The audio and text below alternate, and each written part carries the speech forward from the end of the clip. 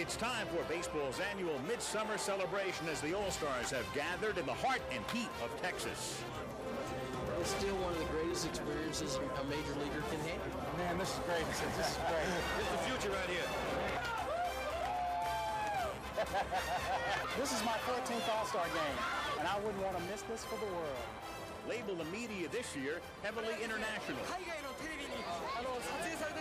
Y después de la pausa, regresaremos al estadio de Arlington en Dallas, Texas. Erste Mal bei einem All-Star-Spiel. Was ist das Bedeutung? Yo, this is the biggest party in baseball here at the All-Star game. Dodger rookie sensation Hideo Nomo and Seattle's 6'10 intimidator Randy Johnson are the starting pitchers. I think that's the matchup everybody wants to see. If I can face Randy Johnson, I can face Nomo. Hey, the show has just begun. Let's celebrate. The 66th All-Star Game is next.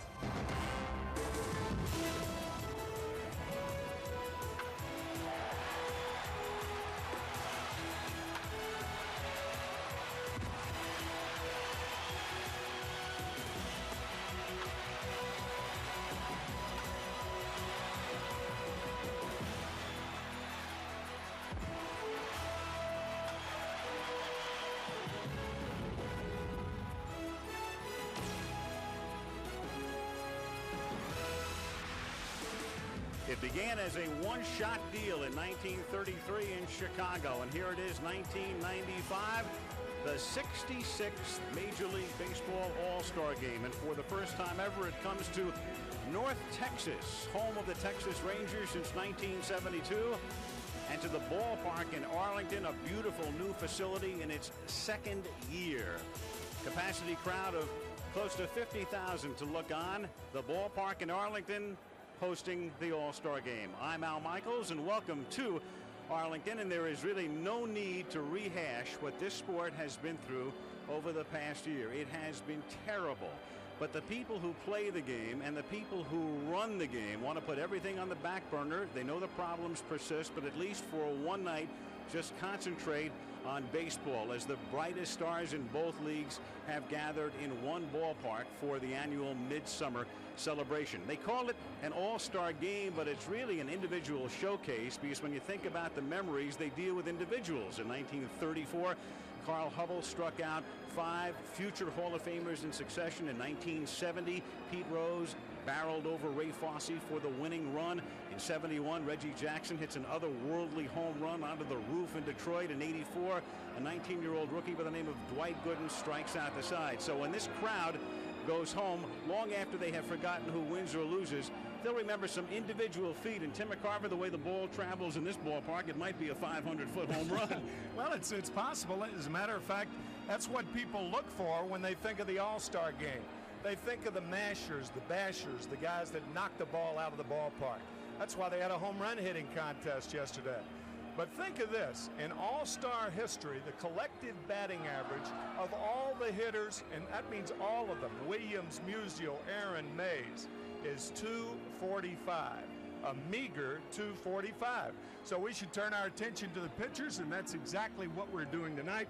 Hideo Nomo, the sensational Japanese rookie, and the terrifying Randy Johnson, and I mean, he is something. On the subject of pitching, our Hall of Famer Jim Palmer is here, and Jim, of all of the improbable scenarios one could have thought up in March or April, it would be Hideo Nomo starting the All-Star Game. Well, you're certainly right, Al.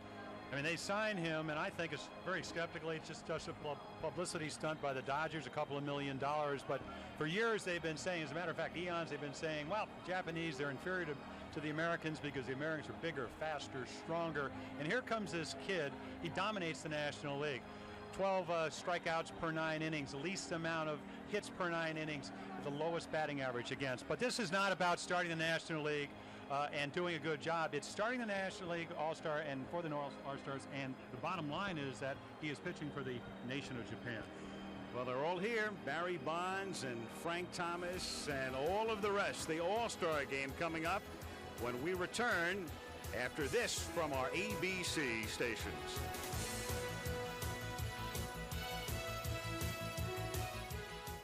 Ladies and gentlemen, please welcome the 1995 National League All-Stars.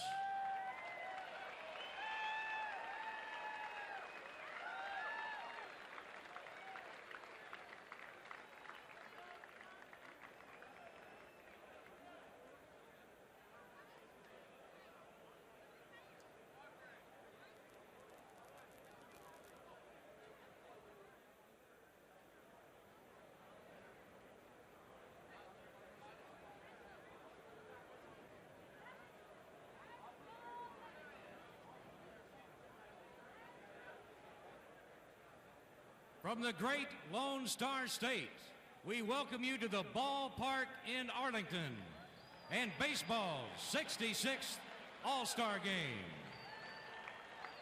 Let's meet the trainers, coaches, and all-stars from the National League.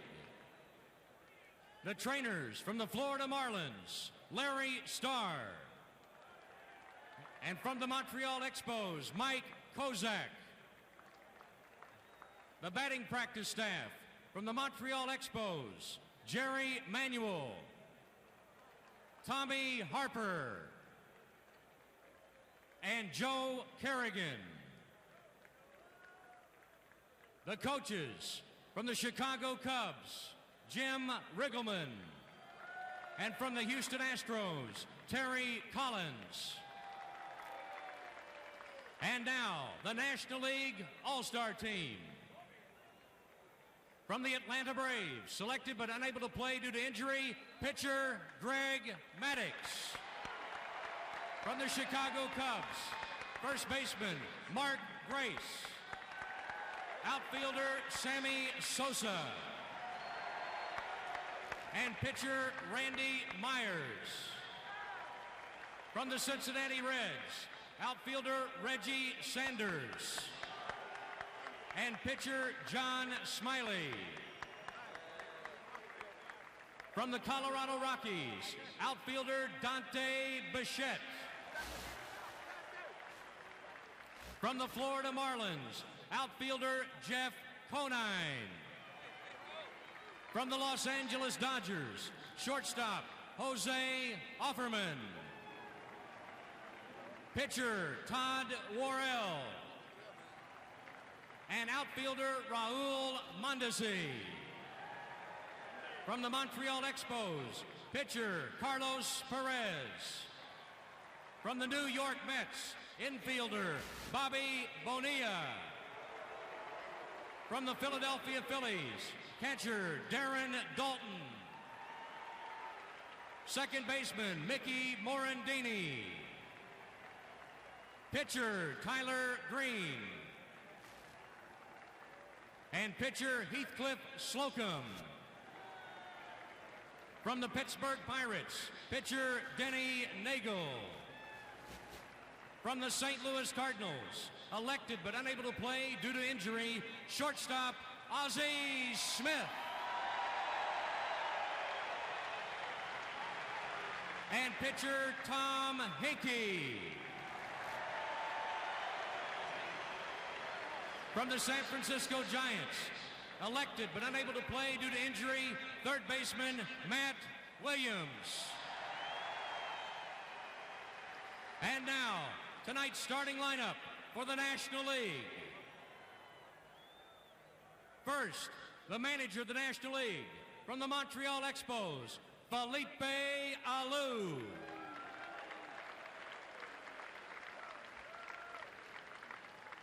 Leading off from the Philadelphia Phillies, center fielder Lenny Dykstra. Batting second from the San Diego Padres, right fielder Tony Gwynn.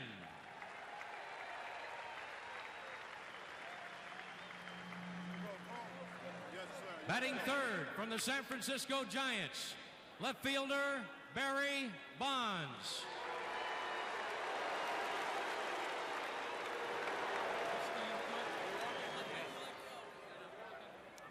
Batting fourth from the Los Angeles Dodgers, catcher Mike Piazza.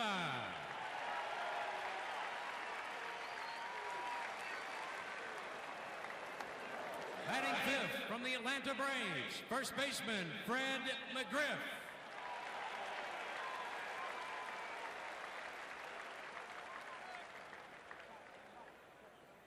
Batting sixth from the Cincinnati Reds, designated hitter Ron Gant.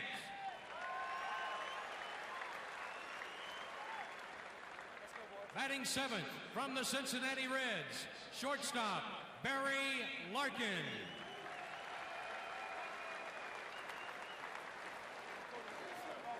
Batting eighth from the Colorado Rockies, third baseman Vinny Castilla.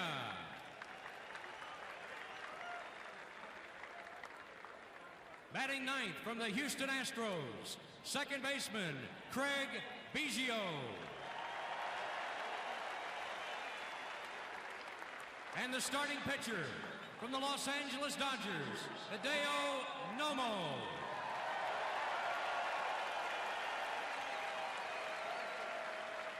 Ladies and gentlemen, your 1995 National League All-Stars.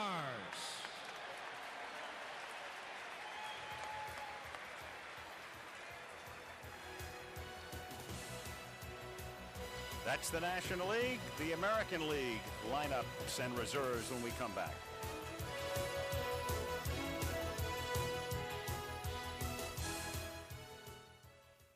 And now, the honorary captain for the National League, a winner of 284 games in 19 Major League seasons. He won 20 or more games in a season 7 times and earned the 1971 National League Cy Young Award. He pitched 6 seasons for the Texas Rangers, winning 93 games, including a club record 25 games in 1974, a 3-time All-Star. Please welcome Hall of Famer Ferguson Jenkins.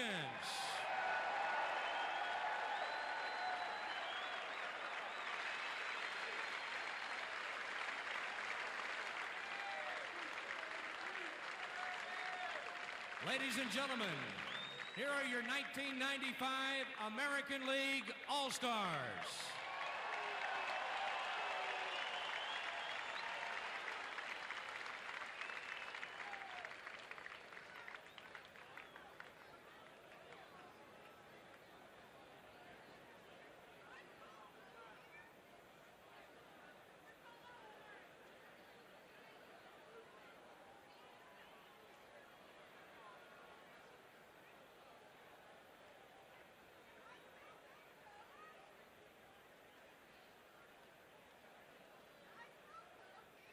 Let's meet the trainers, coaches, and all-stars from the American League.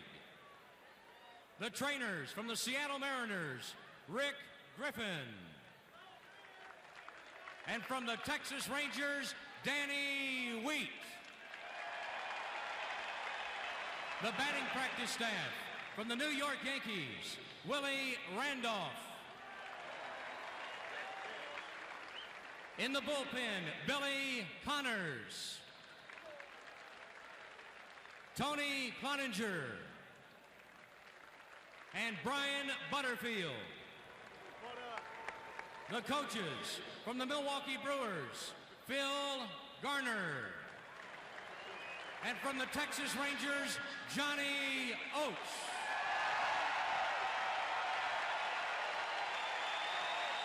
And now, the American League All-Star Team.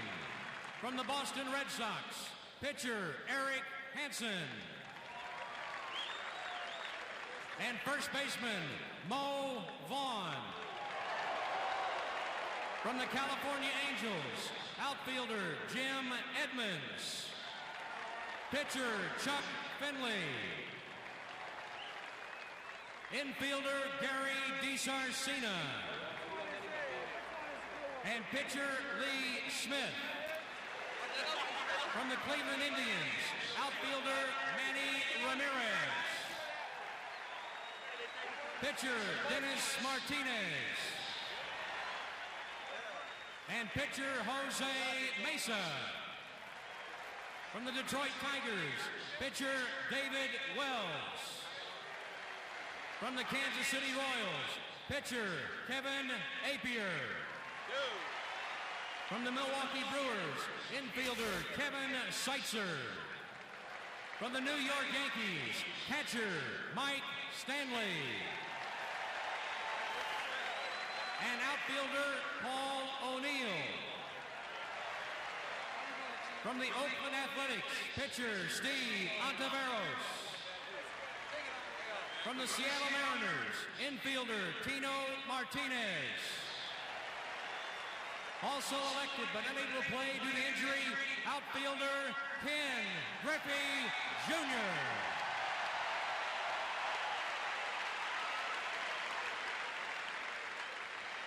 From the Texas Rangers, pitcher Kenny Rogers.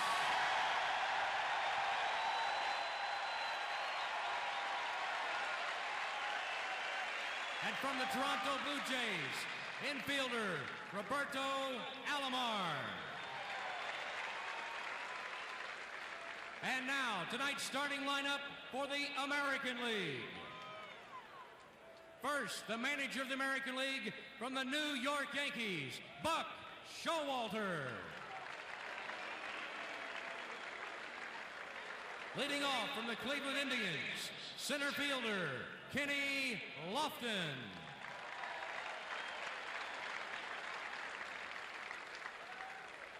Batting second from the Cleveland Indians, second baseman Carlos Baerga.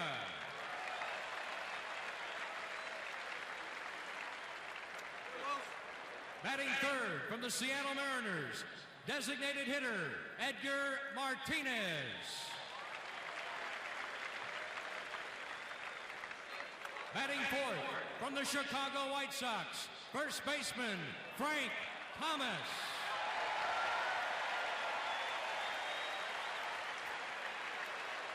Batting fifth from the Cleveland Indians, left fielder Albert Bell.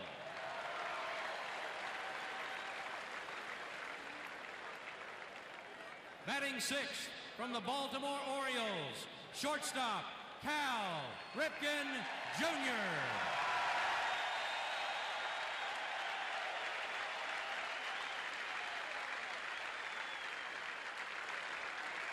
Batting seventh from the New York Yankees, third baseman Wade Boggs.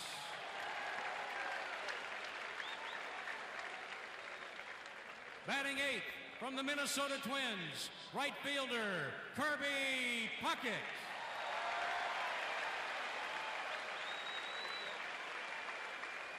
Batting ninth from the Texas Rangers, catcher Ivan Rodriguez.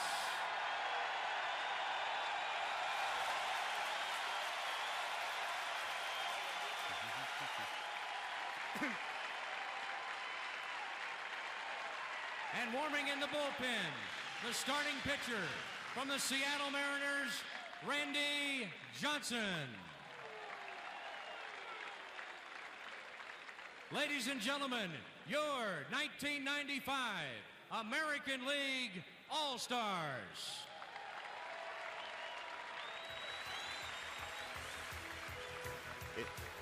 It's 7:20 p.m. in Arlington. The temperature 101 degrees. The national anthems when we come back. And now, ladies and gentlemen, at this time, please rise for the singing of O Canada by Canada's Queen of Country Music, Michelle Wright.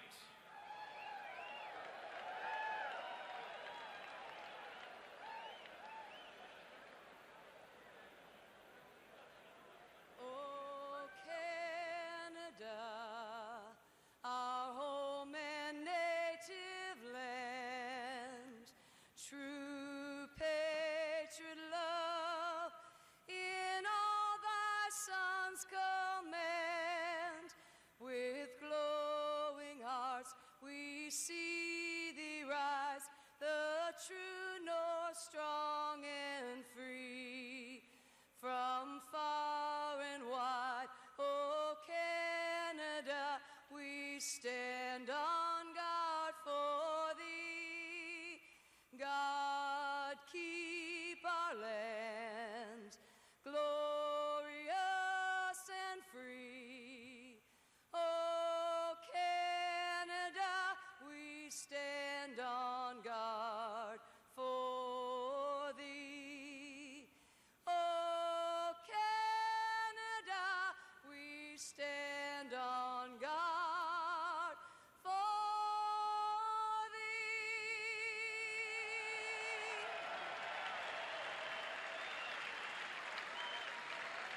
And now, to honor America, please join 1995 Grammy Award winner and Texas native Lyle Lovett as he sings our national anthem.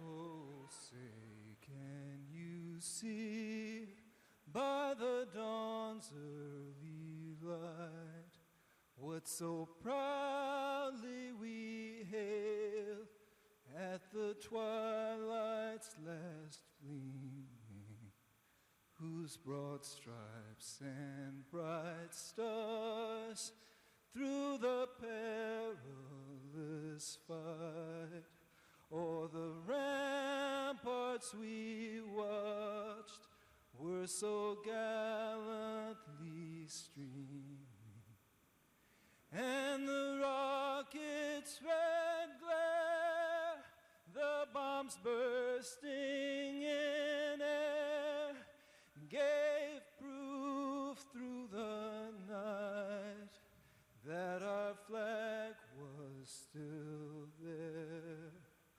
Oh, say does that star-spangled banner yet wave o'er the land of the free and the home of the brave?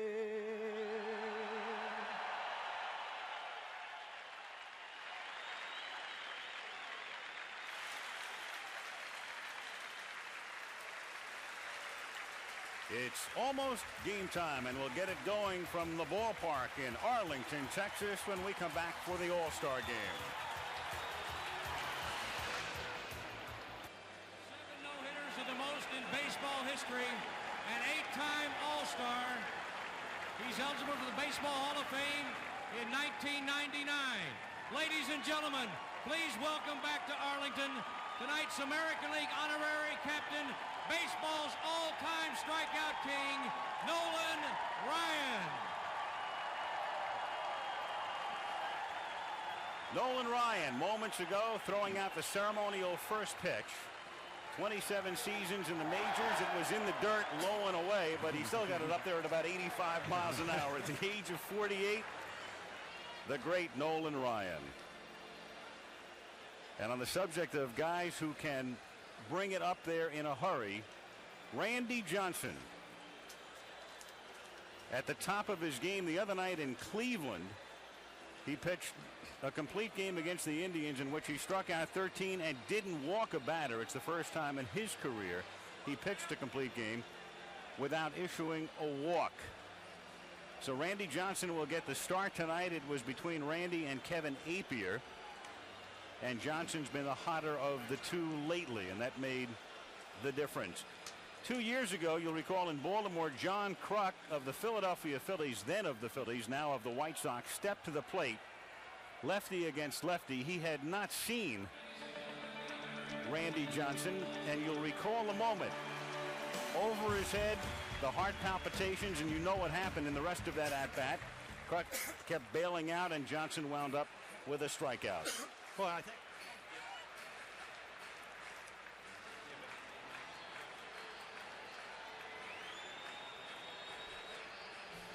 so. Randy Johnson will go to the mound, and if you've just picked us up, the lineups were introduced about 15 minutes ago, so we'll bring them back for you. Dykstra, Gwynn, and Bonds for the National League, followed by Piazza in the cleanup spot, then McGriff and Gant, the designated hitter, Larkin, Castilla, and Biggio. The National League starting lineup brought to you by Budweiser. Defensively now for the American League, Albert Bell and Kenny Lofton of the Indians in left and center, and Kirby Puckett in right. The infield, Wade Boggs makes his 10th straight start at third. Cal Ripken, his 12th straight All-Star start at shortstop. So they have made each other's acquaintance in mid-July for over a decade. Baerga is at second, Thomas at first, with Ivan Pudge Rodriguez back of the plate, and Randy Johnson on the mound. He'll be followed probably by Appier, then we'll see Dennis Martinez, and then some of the closers on the staff. Cal Ripken, of course, the centerpiece this year as we look ahead to September. If he stays healthy, he will on September 6th, barring a rainout between now and then, eclipse the mark that everybody thought was unattainable, Lou Gehrig's consecutive game mark. The umpires tonight, Durwood Merrill of the American League is back of the plate. Charlie Williams of the National at first. Al Clark, American at second. Mike Winters, National at third. Ted Hendry of the American League down the line in left, and Ed Rapuano down the line in right. There are some different rules in effect. The starters, except pitchers, have to play at least 3 innings unless they're hurt. The pitcher is limited to 3 innings, except if the game goes beyond 9. The DH is in effect in the American League park. Starting pitcher doesn't have to pitch 5 to win, and a catcher can come back. You can start the game, and then if the other catcher gets hurt, you can re-enter the game, and the 3 knockdown rule is not in effect. We are ready. Lenny Dykstra to lead off for the Philadelphia Phillies. Some guys earn their way into the game by virtue of what they've done during the course of a season, others via reputation. Lenny is the first to admit it's the latter case here as he comes in hitting just .262. And a reminder that Lenny Dykstra is the center fielder for the defending National League champion Philadelphia Phillies because of the strike last year. Randy Johnson starts him with a fastball, missing ball 1, and among other things, with Johnson facing the American League, they're going to take the first ball and throw it out of the game right now, and I guess send it to Cooperstown or to the Texas Hall of Fame or someplace, and that's the reason for the momentary delay. But Johnson gets to face 4 left-handed batters among the first 5 hitters. And in the American League, only facing 29 all year long. They're 3 for 29 with 18 strikeouts. 3 harmless singles by left-handers off Johnson this year. Clark revisited in a way, and the count is 2-0. Well, if you're a former pitcher, I mean, this is like a perfect time to pitch. Twilight, of course, you like to throw the ball over, but if you're a hitter, I'm not sure you can really pick the ball up that well. That's all Johnson needs, another advantage. The 2 always in there, and the count is 2-1. You're right, Jimmy, has everything going for him right now. Dykstra's never seen him. Lefty against lefty, and in the dusk. I'm sure Lenny's very happy that he hasn't seen Randy Johnson before. 2-2 the count. Dykstra, then Tony Gwynn and Barry Bonds in the first inning. About the only thing I think, Al, that he doesn't have going for him is that he threw 160 pitches in that last start against Cleveland. And he's been pitching on a contrary to what most major league pitchers pitch now, which is 4 days rest, only 3. And only, remember, will only probably go 2 or 3 innings the most. Dykstra, bothered by a bad back and has missed a lot of time this year, takes up high, ball 3. 3-2. Lenny's .262 average, the lowest among the 18 players in the starting lineups.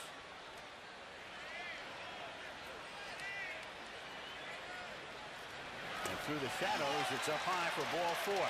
It figures. Randy Johnson comes off a game in which he did something he'd never done. Went all the way, doesn't issue a walk, comes to the All-Star game, walks the first hitter. Well, I think one of his problems when he first came up was walks. Almost 7 walks per game. Now he's got it down before this ball game to just under 3. And of course, if you're tall and you're pumped up and you're 6'10", you're all arms and legs, you have a tendency to overthrow. Tony Gwynn lifts one in the air down the left field line, and moving over is Albert Bell to make the catch. So 1 pitch and Gwynn is gone, and Dykstra gets back to first with Barry Bonds coming up. Tony Gwynn quoted in the paper today here in Dallas saying that the best thing to do about Randy Johnson as far as your hitting is concerned is to take him the other way and then sit down. And that's what he did. Real quickly. Go after that first pitch. I mean, why string it out? Barry Bonds making his 4th consecutive All-Star start. 3 more starts than his father had, but Bobby was an All-Star game MVP. Dad won it in 1973.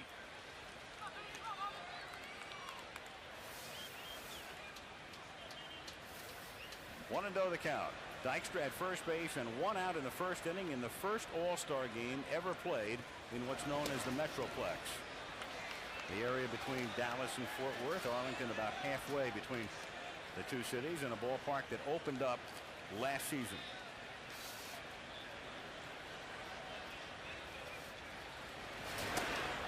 And Johnson misses away. 3-0 the count. Randy Johnson with a history of control problems, so I'm sure he's glad that Derwood Merrill is the umpire tonight. I would think so. I mean, of all the umpires in the American League, most of them down on one knee. Derwood umpires right over the top. A little more ample strike zone than most.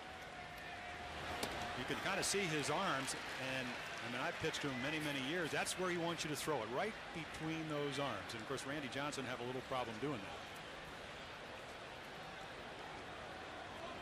Dykstra at first, held on by Thomas, and he goes, and Bonds swings and misses, and Rodriguez guns him down.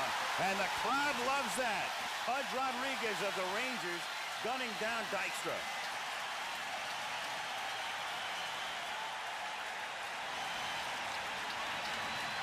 And Pudge really having a difficult time throwing for the last 3 weeks. Dykstra does not have a good jump. Johnson delivers the ball in a hurry. I mean, Rodriguez with a gun for an arm nails Dykstra at second. 13 of the last 14 that have tried have stolen against Rodriguez. And now Bonds strikes out swinging. So they go from a man on and 3-0 on Bonds to, in effect, 3 up and 3 down. And the National League doesn't score in the first.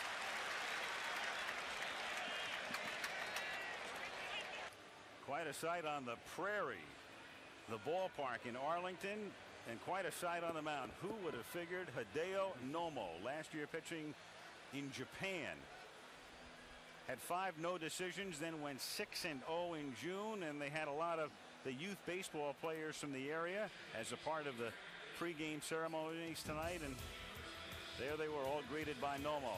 Again, the American League batting order brought to you by Budweiser, Lofton, Baerga, and Edgar Martinez, then Thomas, Bell, and Ripken, Boggs, Puckett, and Rodriguez. Bonds, Dykstra, and Gwynn in the National League outfield. Castilla at third, Larkin at short, Biggio at second, McGriff at first, Piazza catching, and Hideo Nomo with Lofton at the plate, missing up high, ball 1. If you haven't seen Nomo, he has an irregular motion, to say the least. He's got a little bit of Louis Tiant. He's got a little bit of Juan Marichal, and a few other guys as well. But a great fastball and a great forkball, and the fastball is ripped down the line in right and just fouled. Well, Kenny Lofton, this is his 4th year. He came up, did not hit a home run his first year. The second year, about 7. Last year, 12. As you watch Nomo's windup, but he's become a much better hitter. And that's in there for a strike. Well, that's the pitch that he gets most of the strikeouts on, and that's the splitter. He'll throw 2 of them, 1 for a strike, and when he gets ahead, that's the one he throws a little bit out of the strike zone. Now the 1-2 pitch to Lofton. Here it is. Waved at and missed. And boy, I'll tell you, you've got the forkball here, and you've also got the twilight, and you've got a strip of sunlight between the mound and the plate. The All-Star Game is being brought to you by Chevrolet. The cars and trucks 36 million people depend on every day. Genuine Chevrolet.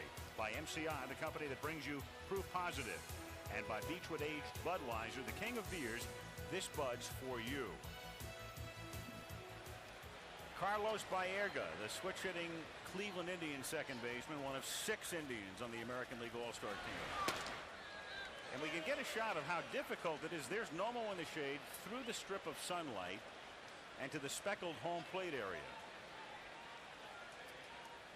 Even though we're out here in Arlington, Texas, reminds you a little of Yankee Stadium. A lot of shadows, dappled light. Pop foul, and not a lot of room in foul territory in this park. 1-1 the count. I tried to talk to as many National League hitters about Nomo. I said, what makes him so difficult? Well, he throws 90 miles per hour. He's got the great split ball, occasional curveball. Bobby Bonilla said, you've never seen anything like it. I said, what do you mean? He said, the windup. So unusual. Hides the ball so well. Waved at and stroked into right field for a base hit. So Baerga picks up the game's first hit, a single to right, and Carlos is on with 1 out, and Edgar Martinez coming up. Not too many better hitters around than Carlos Baerga, and he's the type of hitter that would probably handle Nomo better because Baerga has such great plate coverage and is an excellent bad ball hitter. That pitch right around the ankles, and he golfed it to right. Here is a guy whose nickname should be the Great Unknown. Edgar Martinez leads the league in hitting. He's already won a batting championship. And he is as anonymous a star as there is in the game today. And part of the reason, of course, is he's played on teams that really haven't contended in the past. He plays in Seattle, not a big media center, and he's on a team that possesses two genuine superstars in Ken Griffey Jr. and Randy Johnson. So just wind them up, and this guy hits 350, and nobody knows about it. In there, 1-1. Well, I'll tell you, there are a lot of American League pitchers that know about Edgar Martinez. In '92, won the batting championship. The next year hurt his hamstring. Last year, opening day, hamstring was fine. Dennis Martinez plunked him, bothered by a wrist. But singles to right when he gets ahead in the count. Maybe the pitcher falls behind. He becomes a home run hitter. Baerga with a very short lead at first, and Martinez fouls it back in the count, 1-2. Martinez leading the league in hitting at 363. Chili Davis is still on the disabled list, 4 points back. O'Neill is here, O'Leary is not, and neither is Nearing. So only 2 of the top 5 on the American League All-Star team. When you get a little older, you have to cut down on the weight of your bat, and that's what Martinez has done. An ounce and a half lighter. Baerga goes, the pitch is high, and Piazza's throw is one hop and a great tag made by Biggio. So there's the catcher throwing to a former catcher, scooped out by Biggio at second, who makes the tag on Baerga, sliding in. And each catcher has thrown out a runner here in the first inning. Well, from his catcher's training, Biggio shows you how to handle balls in the dirt. He did it for years as a catcher, and now he does it as a second baseman. Fine play by Biggio.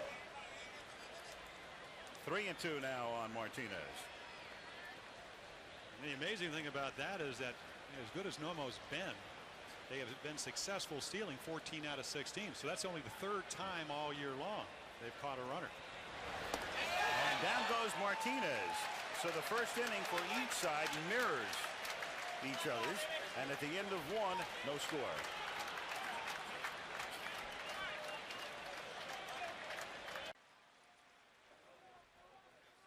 Hideo Nomo does not speak very good English, but when he first got to the Dodger training camp this spring, the first words he learned, "Hey, dude."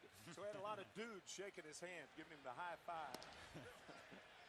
It's a high five in any language, and Mike Piazza, his battery mate, to lead off in the second inning. No score. Piazza, Fred McGriff, and then Ron Gant. Mike hitting 377, and in his 3rd year in the league, playing in his 3rd All-Star game, and Tommy Lasorda was telling the LA media, along with Fred Claire, just put his name down with a lot of carbon paper. He's going to be on the All-Star team year after year after year, and barring injury, he will. Great player. Yeah, we talked about Nomo high five for pitching. This guy gets a high five for hitting. We're not talking about Ivan Rodriguez, even though he's hitting well over 330. But I mean, Piazza, boom, right in the dome. Timmy, you took a few of those off your mask. Yes, I'm glad you said mask. Randy Johnson, the 1-2 pitch is grounded to the right side and backhanded by Thomas, who flips to Johnson covering for the out. 1 up, 1 down. John Saunders is working the American League dugout tonight. Let's check in with John. All right, Al, thanks a lot. Here with Ken Griffey Jr., who would be starting in this game for a 6th straight time as an All-Star. He must miss being out there, not having a chance to start. Yeah, I miss it, but you know the fans voted me in, and I'm just here to show my support to the game I love and for all the people who punched my name out. Give us an update on the broken wrist. I understand a plate and some screws in it. I've got 6 screws and a plate, but it's not as bad as everybody thinks it is, but it is. It's tough. Rehab a little slow, only because of stiffness. I'm trying to work the flexibility right now, and then I go into strength. But once I get my flexibility, which they said would be 100%, I'll be back to strength, and then after that, then I start playing. When do you think you'll be back? They say mid-August, early September. All right. Congratulations on being an All-Star again, and get back as quick as you can. Right now, back up to Al. All right, thank you, John, as Fred McGriff stands in with 1 out and the bases empty and no score. Ken Griffey, a former All-Star Game MVP, an award won last year by McGriff, and the count now on Fred is 1-2. Fred hit a home run to tie last year's game in Pittsburgh in the 9th inning, subsequently won in the 10th on a Moises Alou double. Fred McGriff, who ended the first half of the season on Sunday night with a 3-run 9th inning homer to beat the Giants, and he goes down on strikes, and that's 2 strikeouts for Randy Johnson. The one thing that left-handers cannot do is keep that right hip in against Randy Johnson. See the hip fly open. Once the hip goes, that outside slider, you can forget about it. You just talk about plate coverage, and once you recognize that, and again, you know, Johnson throws so hard you think that the fastball is his best pitch, but I honestly believe the slider is the best pitch because you just can't pick it up. Ron Gant of the Cincinnati Reds with a count 1-0. Gant, one of 2 Reds in the lineup. Gant, normally an outfielder, but with the All-Star game played in the American League Park, you have a designated hitter, and he is the DH in there. 1-1. Gant, a remarkable comeback. Broke his leg after signing a huge contract with Atlanta in a motorcycle accident in February of '94. Swing and a miss, and then Atlanta released him, and the Reds took a chance on him, and it has really paid off. Well, this is what you face if you're the hitter. I mean, this is a look. Not a whole lot of time. Probably about 0.2 of a second to make up your mind. 2-2. That last fastball that he threw by Gant, 96 miles an hour. And of course, he releases it a little farther out in front of him than most guys. He's 6'8". Actually, Timmy, make it 6'10". It's worse than you thought if you're a hitter. 3-2 the count. Talked about the control problems. Had a talk with Nolan Ryan down here and his pitching coach Tom House. And Gant goes down on strike. So Randy Johnson in 2 innings strikes out 3, faces the minimum 6. No score at the end of an inning and a half.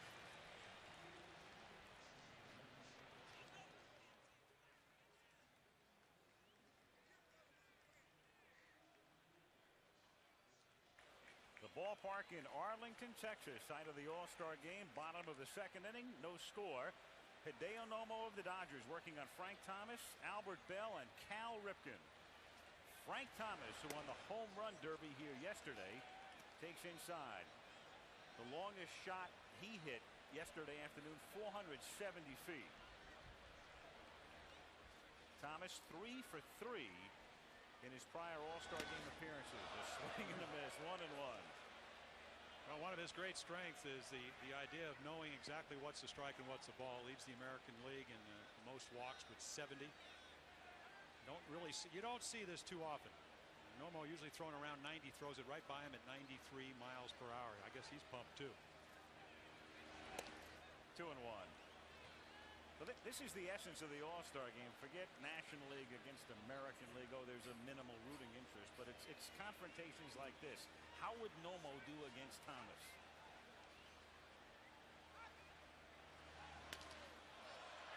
A mile-high pop. That's as high as it gets. Piazza. 2 down. Whoops. Snow cone. You cannot hit a ball any higher than Frank Thomas just hit that pop-up. Well, here's the pitch selection. Hideo Nomo. Really only 3 pitches. In fact, the 2 main ones we put. You saw the splitter, and now you see the four-seam fastball. National League hitters maybe 10 slow curveballs. Some pitch the other night didn't throw 1. Well, you ask about the confrontation. Got behind 2 balls and 1 strike to maybe the best hitter in the American League. Got him to pop up. Pretty impressive. Now Albert Bell hitting .312.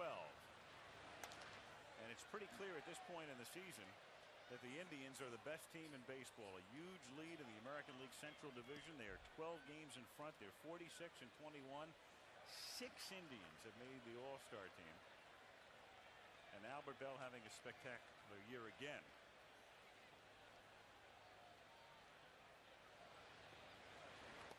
In the dirt, 1-1.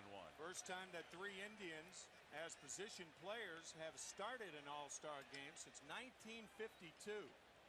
Bobby Avila was the 2nd baseman, Al Rosen the 3rd baseman, and Dale Mitchell played left field. Dale Mitchell, forever known, of course, as the guy who struck out against Don Larson to end Larson's perfect game in the '56 World Series. On a pitch that was outside. Yes, sir. In the bullpen for the American League, Kevin Apier, who is the winningest pitcher in the majors, will pitch the 3rd inning. Randy Johnson is done after 2, giving up no hits and no runs. and striking out 3. The 2-1 pitch is fouled back, and the count 2-2 on Bell with Ripken on deck. Randy Johnson with 3 strikeouts in 2 innings, so that's an average of 13.5 per 9. Nolan Ryan with a single season record, but as you see, Johnson's on a pace to eclipse it, and so is Nomo this season.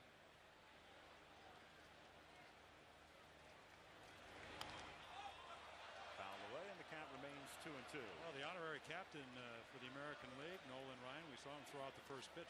How about 5,714 lifetime strikeouts? 1,700 ahead of his nearest opponent, Steve Carlton. He should be. Yeah. 1,700 ahead. You talk about records that may never be broken. And down goes Bell, and that's a good segue, Tim, because of all the records that nobody figured would ever be broken, the guy coming up next is the one guy who's on his way to breaking it. 2,130 consecutive games for Lou Gehrig, but Ripken's going to get there if he can stay healthy between now and early September. Well, here you are, 5 American League hitters, 3 down on strikes. They were looking for the fork ball. He threw the express right by him. Cal Ripken makes his 12th consecutive All-Star game start.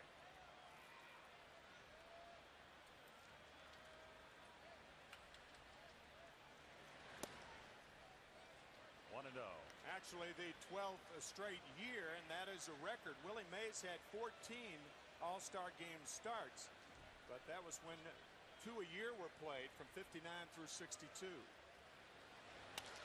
Ripken lashes one to right field, and on the run is Tony Gwynn to make the catch. So it's a 3-up, 3-down inning with some help from Gwynn. Nomo sets the American League down in order. We'll go to the 3rd at Arlington. As we go to commercial, we'll look at Gwynn's catch. No score.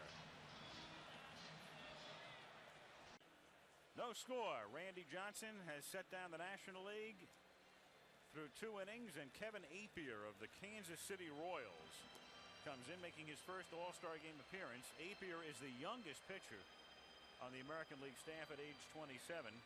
The book says Jose Mesa of Cleveland is 29, but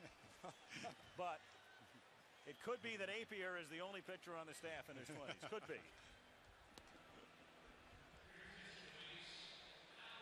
And he will face Larkin, Castilla, and Biggio. The Goodyear blimp stars and stripes hovering, bright blue Texas sky, not a cloud in the sky. The temperature close to 100 degrees at game time. The ballpark in Arlington, home of the Rangers, who at the break in the American League West Division are tied for first place with the California Angels, 9 games above 500. Barry Larkin getting the start because Ozzie Smith was hurt. He gets the start, and Vinny Castilla starts at 3rd with Matt Williams hurt. And earlier we talked about Griffey and the fact he was injured, and Kenny Lofton getting the start in center field for the American League. So 3 replacement starters as Larkin takes the first pitch low, ball 1, 1-0.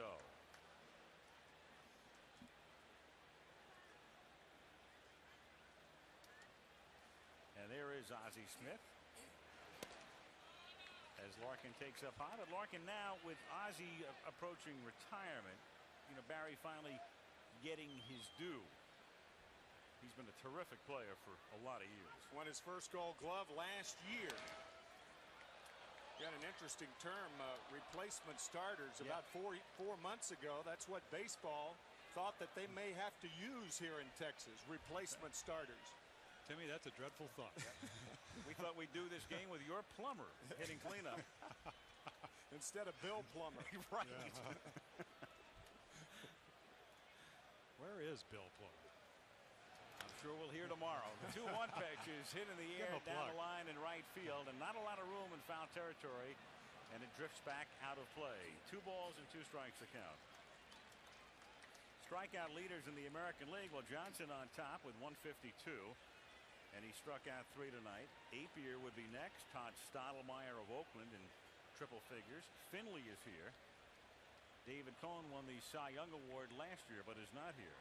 Apier also leading in most starts has been pitching on a 4-day rotation. The only pitcher that's been doing that, in fact, the holding staff in Kansas City all year long.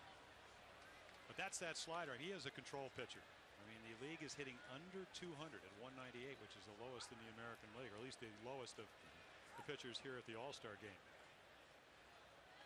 3 balls, 2 strikes on Larkin, leading off in the 3rd inning with no score. He reaches out, grounds it down to Baerga, and the Indian second baseman throws him out. 1 away. Castilla coming up, and let's check in. We'll go to the National League dugout and Leslie Visser. Leslie? Al, in Japanese, his name means hero, and that's what his teammates have thought of him so far. Hideo Nomo and his interpreter, Kent Brown. Hideo, what was the experience of being out there and with your teammates, and was this much more than you expected when you signed with the Dodgers? 今夜の時は体験はどうでしたか？今夜じゃなくて昨日からもうずっと楽しく過ごしてます。Not only tonight, but last night, it's been a wonderful experience. Quite a special experience. Well, you worked, people have said that you're reminiscent of Luis Tiant. In fact, you worked with him in spring training. What was the biggest adjustment for you both on and off the field? ルイス・ティアントの選手と一緒に練習しましてですね、そしたらね、一番大きな変わりことは何でしょうか？怖いこと？投げり方に。投げることで？投球する。いや、怖いことないです。楽しいです。No change at all. It's the same as always. It is. Well, pretty impressive. He says it's just this hot in Osaka, Al. Back to you. Well, he did what the crowd came to see him do tonight, as Vinny Castilla is at the plate, 0-2 the count, and he waves at it and goes down swinging. So the Colorado Rockies, Vinny Castilla, strikes out for the 2nd out here in the 3rd inning, and that will bring up Craig Biggio. Well, this is a pitcher's pitch. Get ahead in the strike zone. I mean, you can see Rodriguez move out, and that's that good hard slider that he throws. Also has a splitter very much like Hideo Nomo.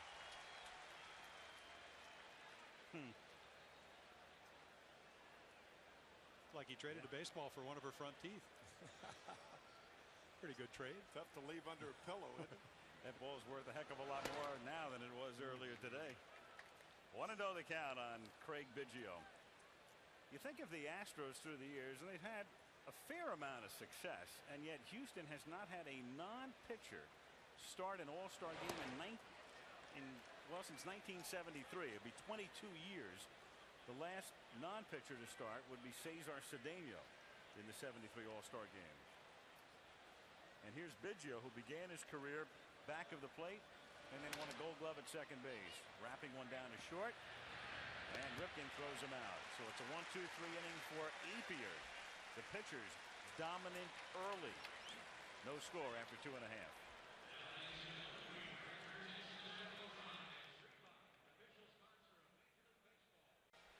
No score as we go to the bottom of the 3rd inning at the ballpark in Arlington. It has that, as you can see, that old brick facade around the circumference of the stadium, and it's fully enclosed, and in center field is a 4-story office building. I was reading a story. One of the architects was talking about the fact they wanted to enclose it because when you looked out, you didn't see downtown high rises as you do in Baltimore or Cleveland. All you see, as he put it, were a whole bunch of industrial sheds and dry prairie land for miles. So they enclosed it. They put you in here. It's like being in a time warp, and it's like being in a geography warp as well. As John Smiley delivers the first pitch to Boggs, and he hits one to center field, and Dykstra's there to make the catch. So 1 out, Puckett coming up, and let's check in with former Oriole catcher Rick Dempsey in the bullpen. Rick? Thank you, Al. I go back a long way with this guy right here. I had him when he was a pup, his first day in the big leagues. He was a great pitcher back in the Baltimore Orioles organization, but I think he gets better and better every year now, pitching in your 4th All-Star game. 40 years old. How do you feel, Dennis? Well, Rick, it's like you say, it's been way back when we started this thing, but now I feel proud that I'm still here playing, and I feel proud to be in my 4th All-Star game, representing the Cleveland Indians this time in my hometown, Nicaragua. Okay, Al, back up to you. All right, thank you, Rick. Rick Dempsey doing double duty, working with us tonight. He's also the manager of the Dodgers AAA Farm Club in Albuquerque. And the pitch inside to Kirby Puckett, and the count 2 balls and no strikes. As a matter of fact, he told his ball club in Albuquerque that he would shave his head if they won 10 in a row. So they have won 10 in a row, and he is going to get a buzz cut. Puckett hits one right back to the mound, and Smiley throws him out with Ivan Rodriguez coming up.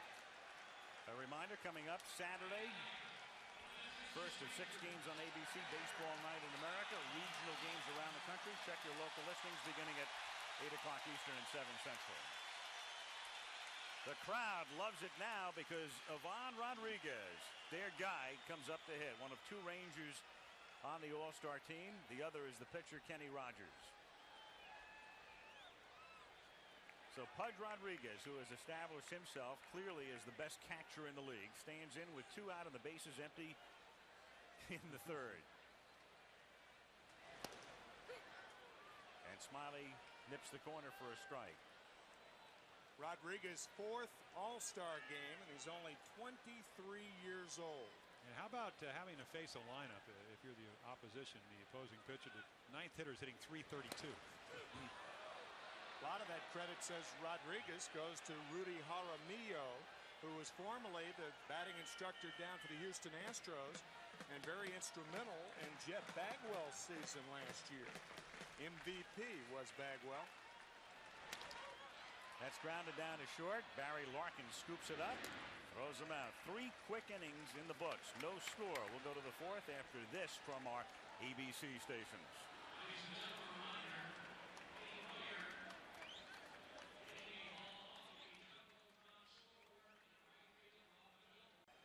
Fourth inning, and there's an All-Star. 7 times he made the All-Star team. Larry Doby, he was the first black player in the American League. Jackie Robinson, of course, preceded him in the National League. Now an assistant to American League President Gene Budig.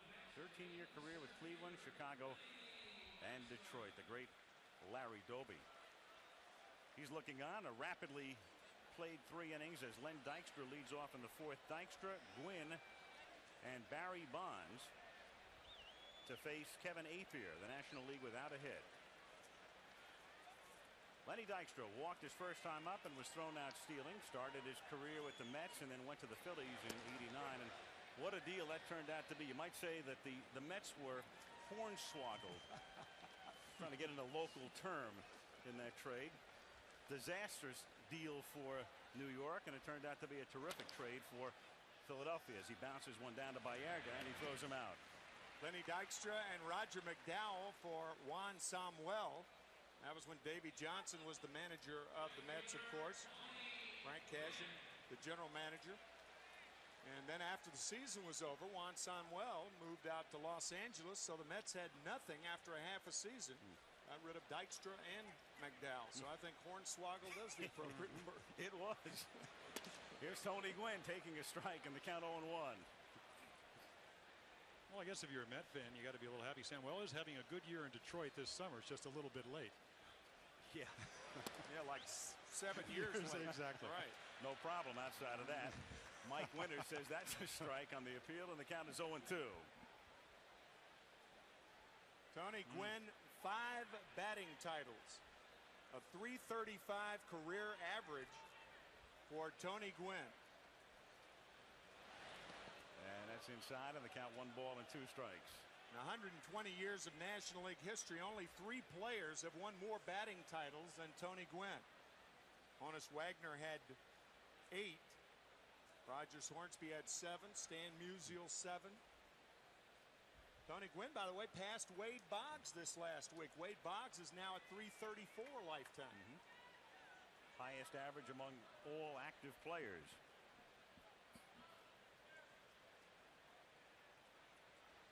1-2 pitch. Broken bat bouncer, gloved by Thomas, who thinks about flipping it to Apier and then does it himself. Well, you know, there's been so much talk about games and how long they are and the new rules that will be eventually instituted to speed them up. Here we are in the 4th inning with 2 out, and this game is about 45 minutes old.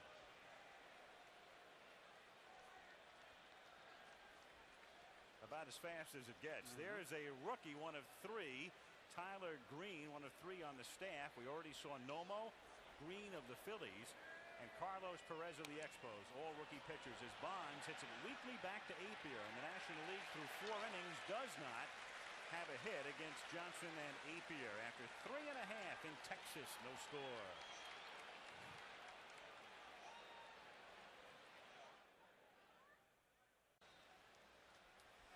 Bottom of the fourth inning in Arlington as the All-Star game continues. The American League and the National League scoreless. And the top of the order with Kenny Lofton to lead off, taking a strike. Each team has sent up the minimum number of players, though each team has had a base runner. The National League with a walk, the American League with a single, but each base runner was thrown out trying to steal. So nobody in this game has advanced past first base, and the count 1-1. And it reflects what Tim talked about at the top. You think about the All-Star game and power displays and the great hitters, but the cumulative average of all of the All-Star games in history is 245. And Biggio goes to his knees, throws, and gets him. And that's a great play, because Lofton is as quick as they come. The Indian center fielder and Biggio sprawled out and still able to get enough on his throw to get him at first. Well, just an outstanding play. I guess the irony here is that Biggio said before the game he gets changed from catcher to a second baseman after he makes the All-Star team, and then they need a catcher. So they go out and trade for one. They go get Ed Taubensee, and who they give up? Kenny Lofton. So Lofton hits the ball. Biggio, who moves from behind the plate to second, robs him of a base hit here in the All-Star game. And the ball slipped out of his hand as well, even better on the replay. And that's one of the reasons he was moved to second base, because of his athletic ability and his speed. They didn't want to squander that behind the plate. Carlos Baerga has the only hit in the game. John Smiley, who was an addition to the pitching staff over the weekend, ahead now 0-2. Smiley made the staff only because Greg Maddux, who was named to the staff, suffered a slightly pulled groin in his last start for Atlanta last week. So Maddux, even though he is here, is not on the active roster, and Smiley takes his spot. Now, he's got a great changeup, and he just threw it. There's Maddux with the glasses. Slocum.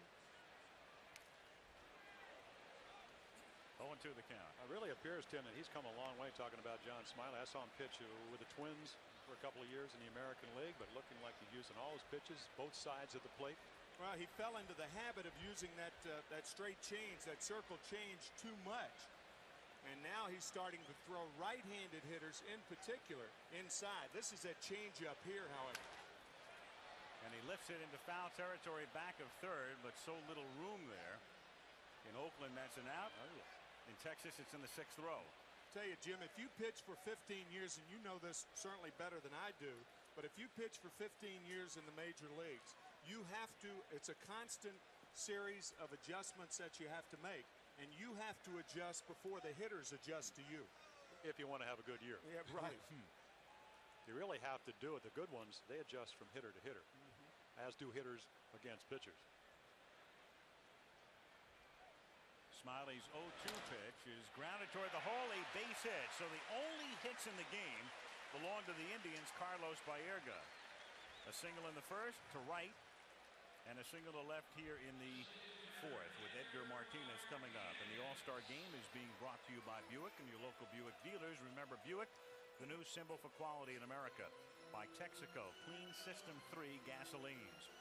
And by Nike, who encourages you to participate in the lives of America's youth. Look at that shot. I mean, it's just out in the middle of this prairie sits this ballpark, and as I said before, it's like it's a geography warp in the sense you have no idea when you're in this park that you're in Texas. It's a great stadium. It's a lot of fun when you look around, and they have a lot of little nuances, but there's nothing really in it that's reflective of the Southwest, so to speak. Except the weather. Yeah, right. Yeah. I was expecting like a stucco exterior or something. Hit down the line, foul. Well, you know, one of the reasons that teams like Cleveland and Baltimore clearly have been so successful in drawing people are the new parks. And even though they haven't drawn as well here as they have in those parks, you come into this stadium, and just to come to the park, it's a treat. It really is. It's the kind of stadium you want to come early and stay very late. Come for batting practice and just enjoy it. They really did a beautiful job with this place.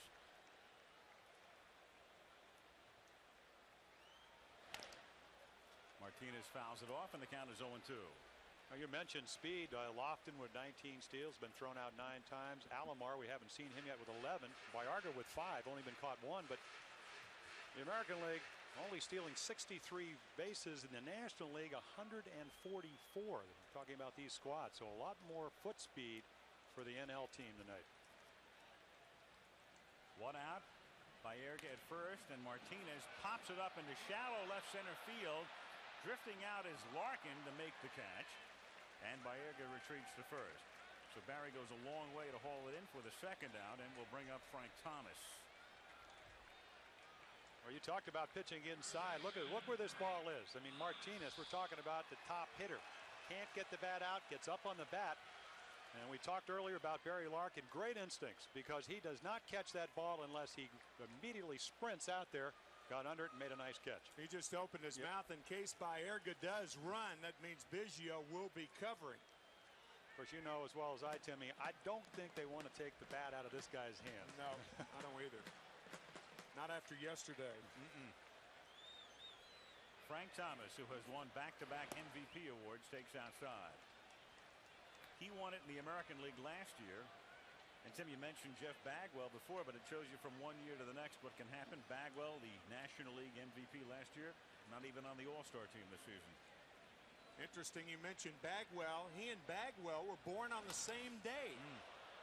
Frank Thomas, born in Columbus, Georgia. Jeff Bagwell, born in Boston on the same day. And both of them win MVP awards for their respective leagues last year. We talked about the great eye that Frank Thomas. I asked him, I said, you know, when did you learn the strike zone? He said, high school. He said, if I swung at bad pitches, I had to run wind sprints. Didn't want to do that. Thomas drills one to deep left field. If it's fair, it's out of here by a mile, and it is fair.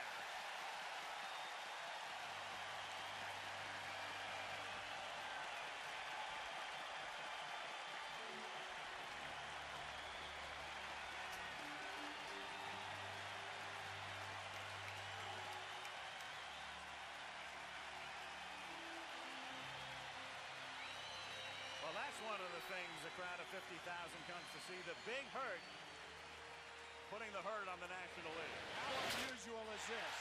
The first All-Star game played at Comiskey Park in 1933, and this is the first home run ever hit by a White Sox player. It's amazing. Compositely, the White Sox in the All-Star game had 180 at-bats since 1933, and that's the first home run by a White Sox player. Well, this is a missile launch. I mean, you think you're down on the east coast of Florida and they're launching one up into the skies. Well, that's what the American, I mean, you got to pitch around. That's the theme song. Atlantis 2. Oh, yeah. You know, and the amazing thing about the numbers that Thomas puts up is last year, we had Darren Jackson hit behind him. He's in Japan. Julio Franco hit 20 home runs and 98 RBIs, hit well over 300. He's also in Japan. Well, he's the only guy in town over there. Joe Kerrigan on the phone to the bullpen as Albert Bell lifts a pop-up back of third. Vinny Castilla calls for it, but Larkin says, I'll handle it, and Barry does. But the American League takes the lead on a two-run homer by Frank Thomas at the end of 4. 2-0 Americans.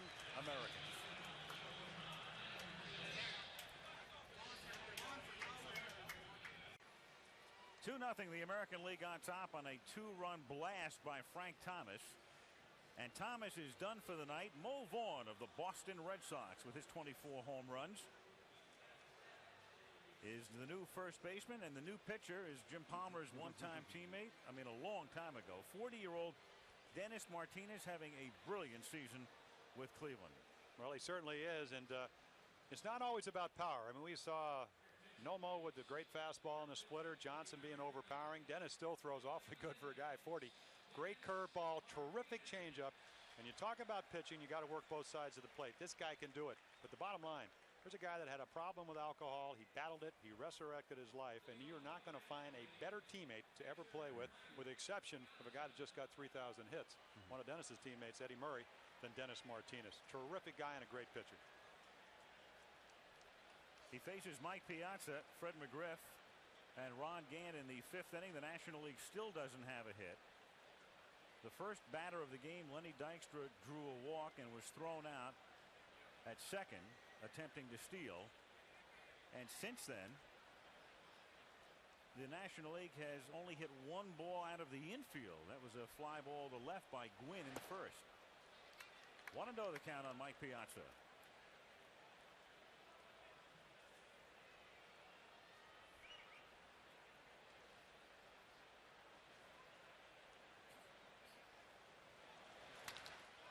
Ripped right into Ripken's glove. Oh.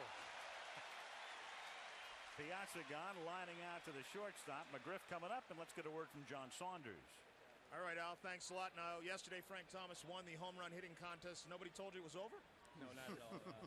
We're down 0-0 there, and I just wanted to get some entertainment going in this ball game. I was going to take my hags. This is where I face no more. I was going to swing hard at everything that's close, so I did that with John Smiley there, too. We're having fun here. That's what All-Star Game is all about, and I went out and had a little fun.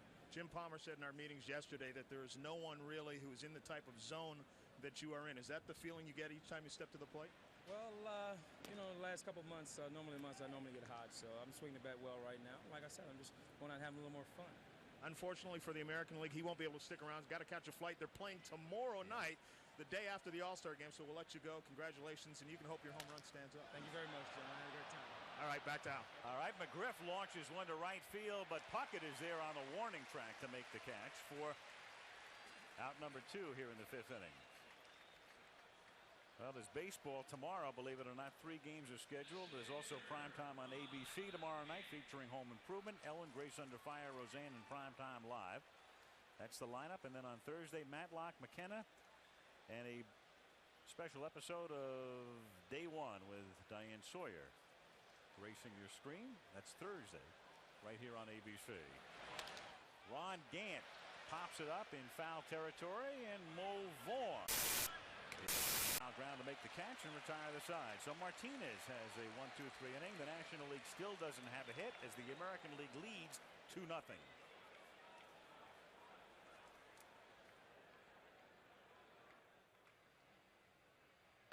Sun going down over the Metroplex. That's what it's known, this area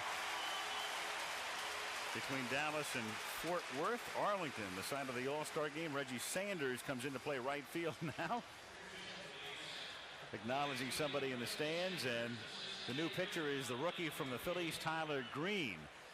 So Tony Gwynn is done for the night. He flied out and grounded out. We have seen Nomo work 2. We saw Smiley work 2 and give up a 2-run homer to Frank Thomas, the only scoring in the game. And now Tyler Green, one of 3 rookies on the National League pitching staff, will go to work on Ripken, Boggs, and Puckett, the 6, 7, and 8 hitters in the bottom of the 5th inning.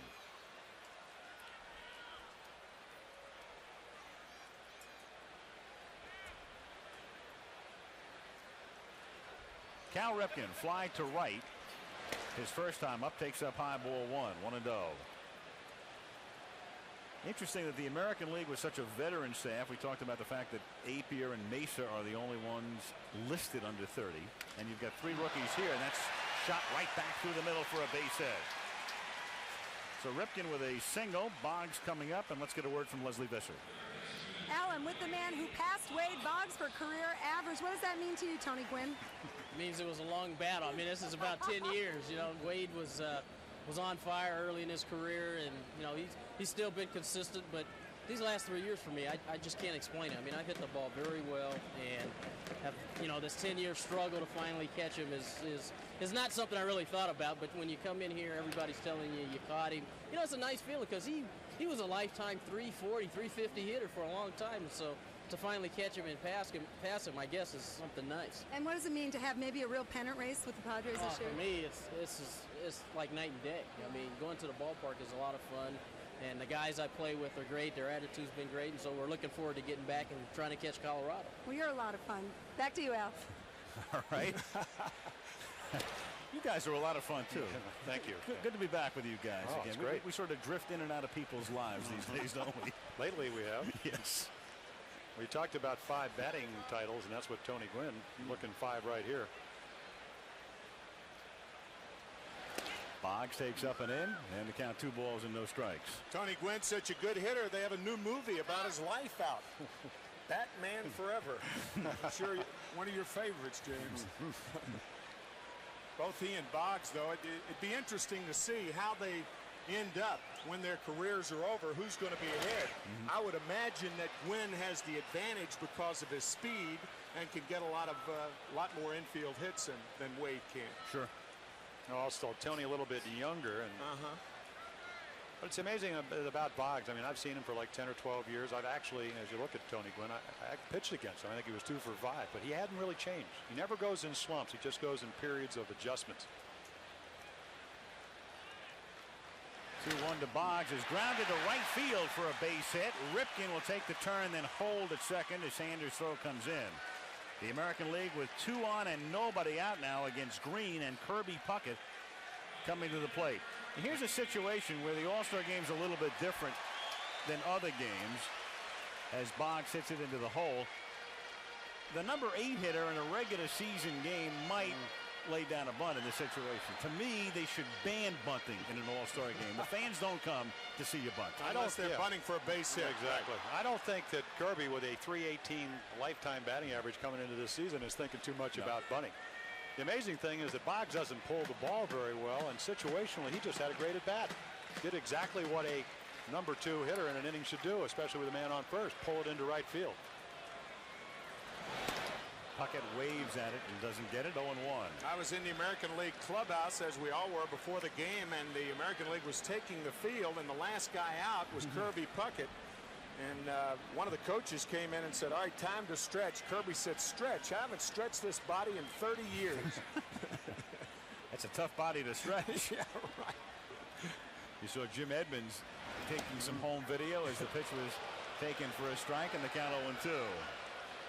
Well, Kirby's a free swinger, and we just saw what really makes Tyler Green so tough, that knuckle curveball. I mean, he throws in the 90s, but that's his out pitch. And I think Kirby saw it for the first time and was a little bit shocked. Really came down off the table. 0-2 the count. Nobody out. Bottom of the 5th inning. The American League on top 2-0 on a Frank Thomas home run. And down goes Puckett. So that's out number 1, and we'll bring up Ivan Rodriguez.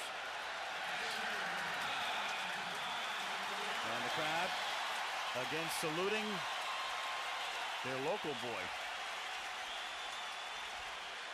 We'll take another look. And I talked to Tyler Green. I say, you throw a 2-seamer, 4-seamer. He said, I throw it 4 seams. It sinks, it sails, it goes up, it goes down.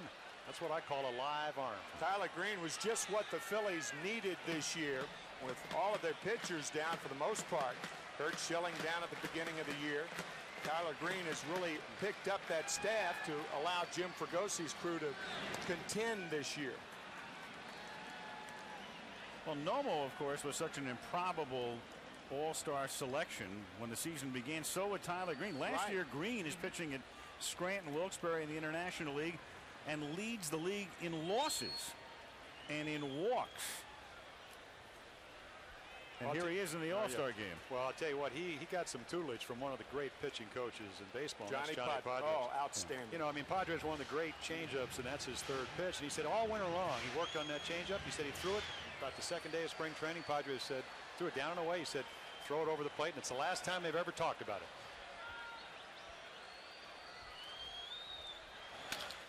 That's grounded toward the hole, backhanded by Larkin, who goes to second for 1 and back to first, not in time there. So Boggs is forced out at second. Ripken is now at third, and Rodriguez at first with 2 down and at the top of the order now, and Lofton. Tell you the reason why this is a good play. Not only does Larkin make the play, but Biggio almost completes the double play. That would have been one for the books had that been completed. Fine play by Barry Larkin. Well, it's the old story with Rodriguez. Runs well for a catcher. Oh, thank you. My favorite phrases. One of the great qualifiers of all time, huh? Yeah, right.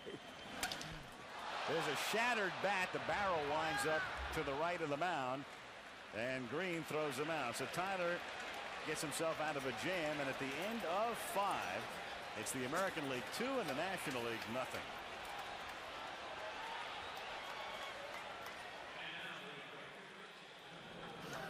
Back in Arlington, Al Michaels with Jim Palmer, Tim McCarver, the All-Star game, the most innings to start an all-star game without getting a hit. The American League 5 1/3 innings back in 1961 at Candlestick Park before Harmon Killebrew hit a home run.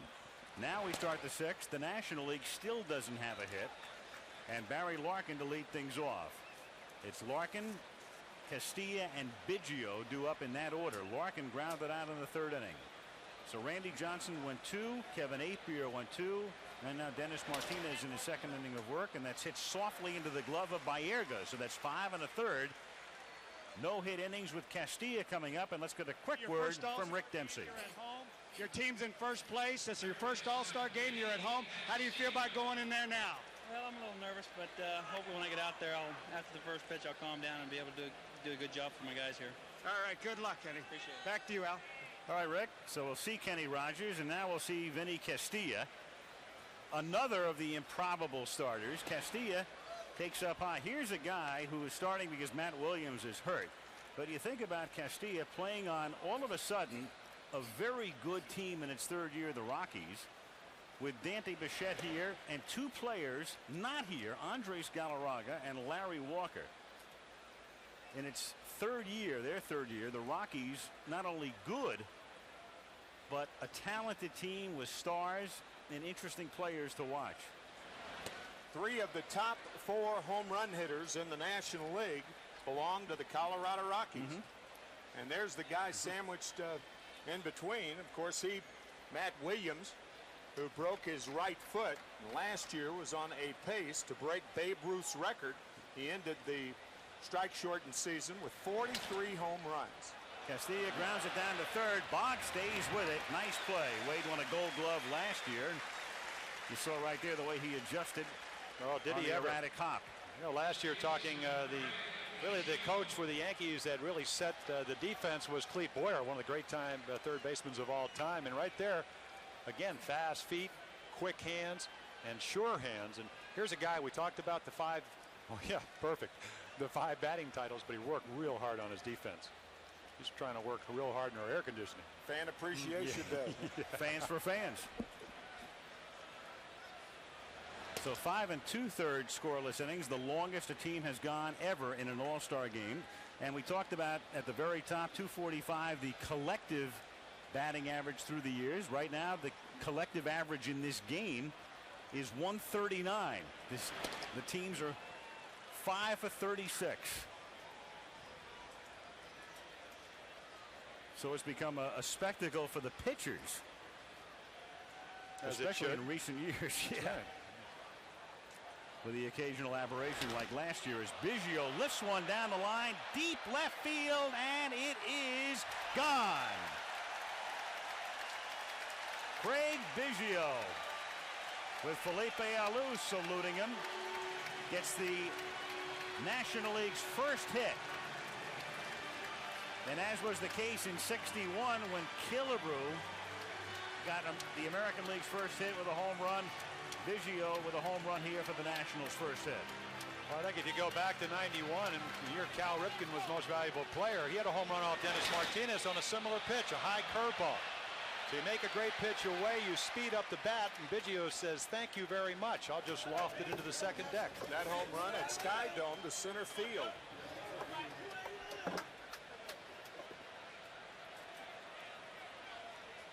American League leading 2-1, and Len Dykstra comes up for the 3rd time in the game. He is walked and grounded out.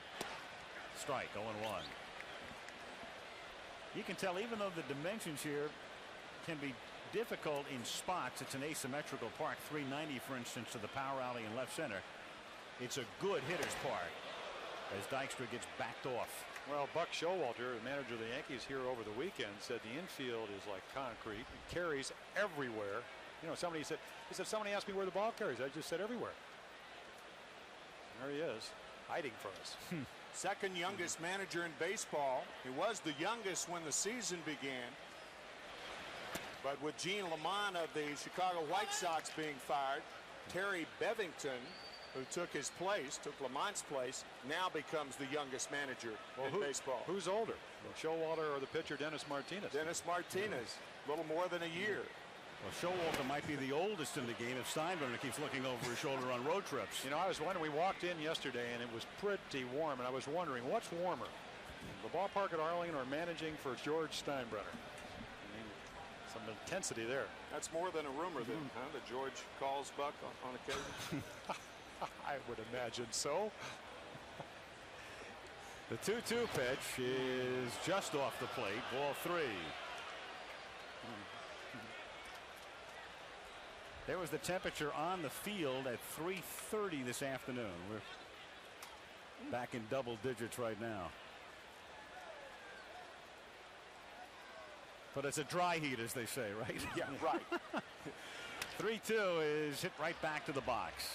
And Martinez takes care of Dykstra. But the National League gets on the board in the 6th on the home run by Biggio at the end of 5 1/2. American League 2, National League 1.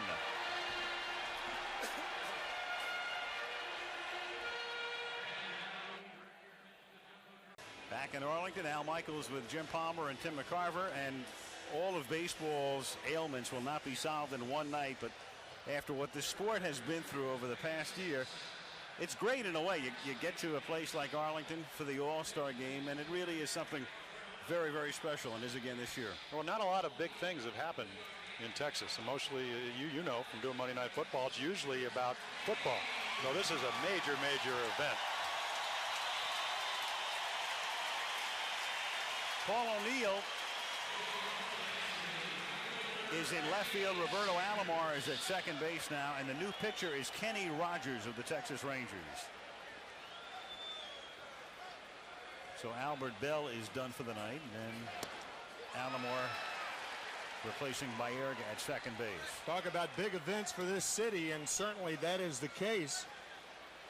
Last year, the big event as far as baseball was concerned in this city was the perfect game pitched by Kenny Rogers. Reggie Sanders the batter, and the count 1-1 strike. He's come a long way talking about Kenny Rogers was a reliever. They wanted to make him a starter. He had the stuff. I think emotionally had to get through it. Added a real good changeup. In there, and the count 1-2. Matter of fact, a long-time Dodger, Claude Osteen, talked to him many times. He said, you know, you got to want to start. A little bit easier coming out of the bullpen, maybe facing a hitter once. Through the lineup 3-4 times, a little bit tougher. Not only physically, but emotionally. 2-2 the count. It's funny, every time Rogers throws a pitch, you see about 5,000 flash balls popping. Yeah, right.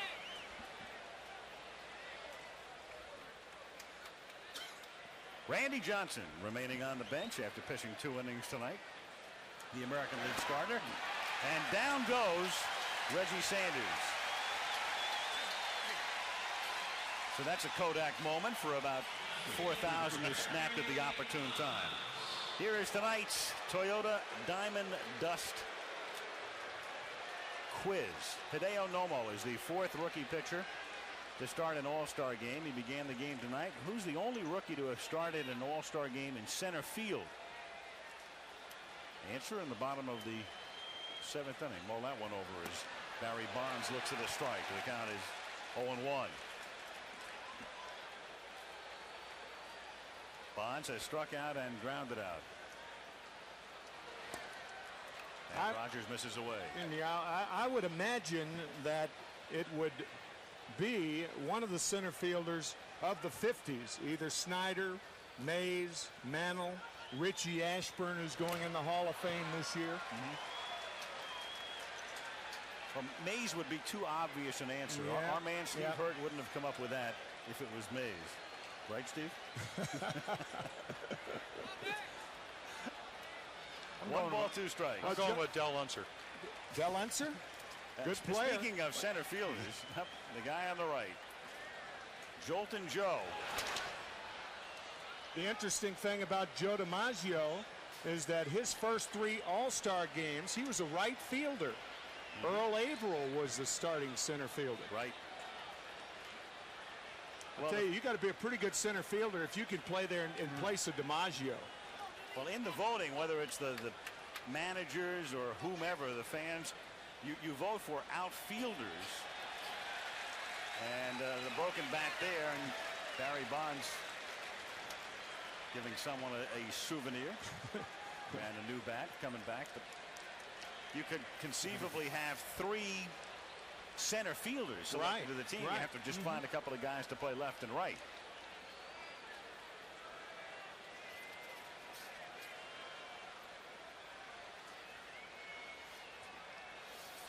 One ball, 2 strikes the count. And it's 2-2. One of the American League coaches is Johnny Oates. It's traditional when a game is played, the All-Star game, in the home park of a team. That team's manager is normally assigned coaching duties, and that's the case tonight as Bonds hits it down the line in right field, and it is foul. Yeah, a lot of managerial stories in the American League. Oates leaves Baltimore, where he has in 14 games over 500 because he wasn't a favorite of the owner, Peter Angelos. He comes down here. The manager here, Kevin Kennedy, as we take another look of Bonds just hooking one, breaking ball that he gets way out in front. Kevin Kennedy goes up to Boston. He's got him in first place. That ball was awfully close to the line for Bonds not to have been running. Yeah, well, that ball misses by 2 feet, and Bonds is still in the box. And of course, it's well known that Barry incurred the wrath of the fans in San Francisco and gave it back to them as well in a dubious retort earlier this year when he didn't chase a fly ball to left field off the bat of Kelly Stinnett. Here he lost one to right, and Puckett comes in to make the catch, and the ball wound up hitting the top of the fence. The crowd booed him, and what they're saying is, in effect, hey man, if you're making $7 million a year, hustle, would you? Speaking of hustle, zip, Don Zimmer. Recently retired, coaching with the Rockies earlier this season. Leonard Coleman, the National League president, to Zim's left. Now Piazza at the plate. Hits one to deep right field. Kirby Puckett going all the way back, and it is gone. Mike Piazza.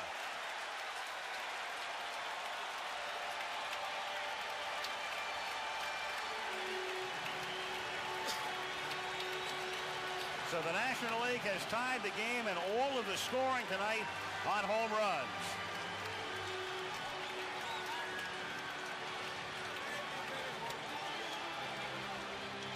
Awesome power. This ball hit out the opposite way, and pound for pound, there is nobody in baseball stronger than Mike Piazza. Nobody. Now McGriff fouls it back. Boy, he just hits these soaring fly balls. Now, it came in this year hitting .321. Now, in the history of baseball, there's only been one catcher that's had a higher batting average after 3 years, and that's Bill Dickey. Bill Dickey passed away a couple of years ago, but not after getting into the Baseball Hall of Fame. Breaking pitch for a strike, and the count is 0-2. Well, it's a low-scoring game, but the fans have seen great pitching, and when you come to an all-star game, you want to see home runs, and they've seen 3 of them tonight. So they made the most of the least, only 8 hits in the game, but 3 homers. Well, this guy can hit one. I'm not talking about Nomo. I'm talking about McGriff. And he takes off the plate. Ball 2. Only the 9th player in Major League history to have 7 consecutive 30-plus home run years. This guy can mash. I like 2-2. Now, you mentioned that down by 2 runs just the other night, Sunday night. 3-run home run to win the game, and I said, gee, nice hitting. He said they needed it. He's so unassuming until he gets a bat in his hand. McGriff trying to hit 30 or more home runs in 8th consecutive year, but he is on a pace right now not to do it. He's hit only 11 at the All-Star break, and as you know, the season is shortened this year to 144 games. So it'll be close. Of course, the Braves are red hot right now. They won 9 straight and lead it in the National League East. As McGriff goes down on strikes. Fastball. Got him looking. But in the inning, Mike Piazza hits a home run. And at the end of 6 1/2 in the 66th All-Star game, the game is tied 2-2.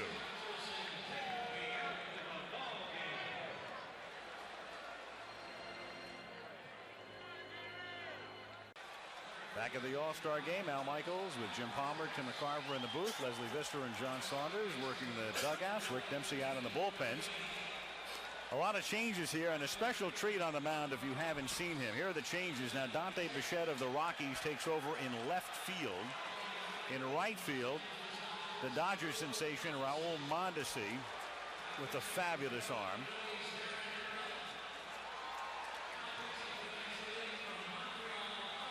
Mickey Morandini is the new second baseman.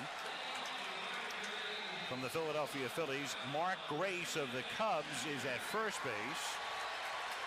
The new catcher will be Darren Daulton of the Philadelphia Phillies with Piazza out, and on the mound is a guy you just have to see pitch. Carlos Perez, the rookie, the brother of Pascual and Melito Perez. And if he strikes somebody out, you will see a show. The pitch to Cal Ripken is outside ball one. It would be only fitting to have Carlos Perez do well because he's the first Montreal Expo pitcher ever to make an all-star team.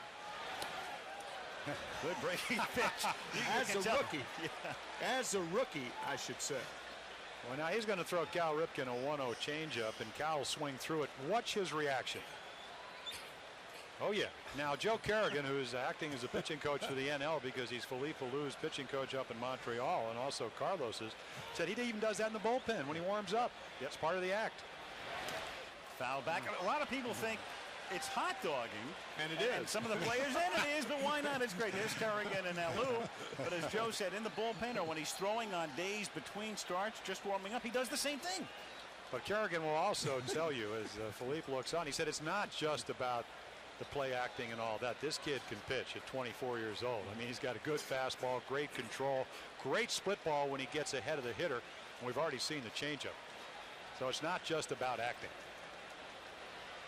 Here's the 1-2 to Ripken inside. 2 balls and 2 strikes. And we'll see. I mean, he's only 24. Keep that in mind. Now, he just 1 and 2. I think that was a purpose pitch. Run him way inside. See if Cal can maybe take a look at the next pitch and see if he goes away. How great must this guy be in a disco, huh? And it's lined into left field for a base hit. So Ripken is on, and now Kevin Seitzer will bat for Boggs, and let's get a word with Leslie Visser. Al, one of the most exciting batteries in baseball, Hideo Nomo and Mike Piazza. Mike, tremendous home run, but we have to ask you about Hideo. Why is he so good, and how do you communicate with him? Well, I do the best I can.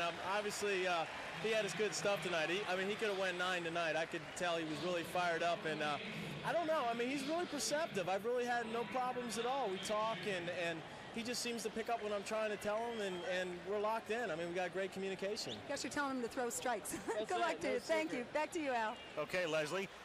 The pinch runner at first base for Ripken is Gary DiSarcina of the Angels, who will probably stay in the game at shortstop. And now Kevin Seitzer, the only Brewer on the All-Star team, stands in. And the first base is swung on and missed. 0-1. I love watching Perez. Yeah, he's great. It really is. Kidding about the hot dog stuff. There's a difference between hot dogging and being animated. And I think it's just, it's part of Perez's arsenal. As you look at 2 guys with pretty good arsenals right there. Neither of them accustomed to sitting on the bench. The 0-1 pitch is lifted to right field. And waiting in his tracks is Raul Mondesi, and that's the first out. Kirby Puckett coming up. Well, we asked you in the top of the inning, the only rookie center fielder ever to start an All-Star game. Here's the answer for the Toyota Diamond Dust quiz. Richie Ashburn, you got it. One of the guys we mentioned. All right. 1948, Whitey. One in the Hall of Fame this year, along with Mike Schmidt. As a matter of fact, the last 2 years have been Philadelphia Philly years. Steve Carlton going in last year. Yep. Pinch hitter Manny Ramirez. Ramirez will hit for Kirby Puckett. I mean, not since Mark Fidrich has there been a guy on the mound like this. Yeah, you're right.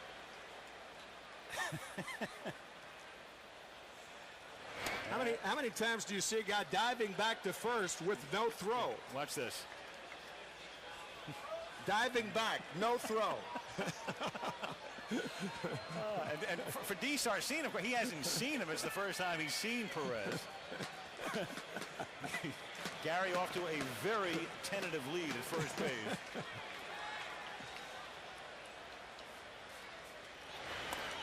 And it's low for ball 2. 2-0. Well, his brother Pasquale, who pitched for a long time, mainly with the Braves, was very demonstrative and was a real character. But then there's Melito, who's kind of a cool customer. Passive. Yeah, he pitches with the Yankees. Melito right now on the disabled list. But there are all kinds of Perez brothers and cousins and other family members who've been involved in professional baseball through the years. 3-0 the count. It's kind of like all in the family for the Montreal Expos. Felipe Alou is his son playing left field, and what a player he is, Moises.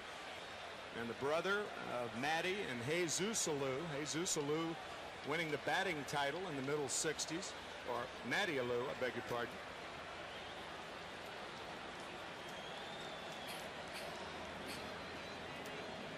Three balls, no strikes. Game tied 2-2 in the 7th inning. And Ramirez hits one down the left field line, hooking toward the corner and going just foul. Well, I got to think Carlos Perez knows about Manny Ramirez. All the pitchers in the American League do. I mean, this kid is a second year. And just check this ball.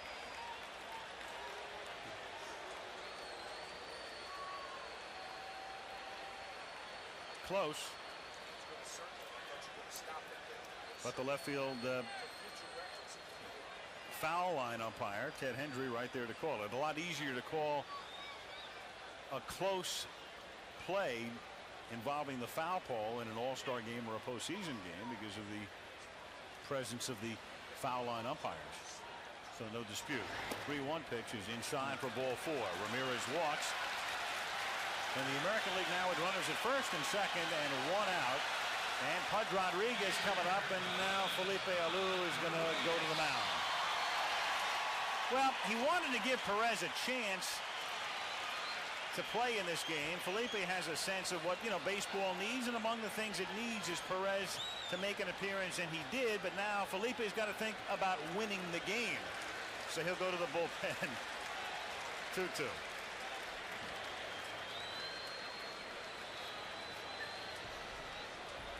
2-2 is the score. Runners at first and second now, and Heathcliff Slocum of the Philadelphia Phillies comes in to pitch with Ivan Rodriguez of the Texas Rangers at the plate.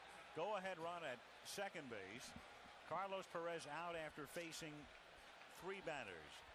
D. Sarcina at second and Ramirez at first, and the pitch is in there. 0-1 to count. Yeah, Felipe Alou's instructions to Heathcliff Slocum: get a double play. Can you think of a better guy to do it?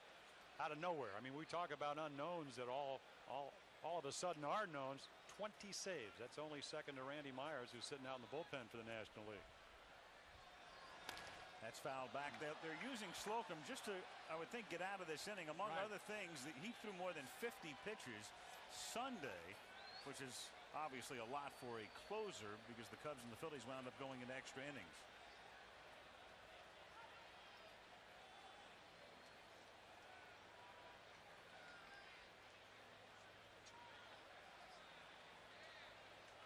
Two the count.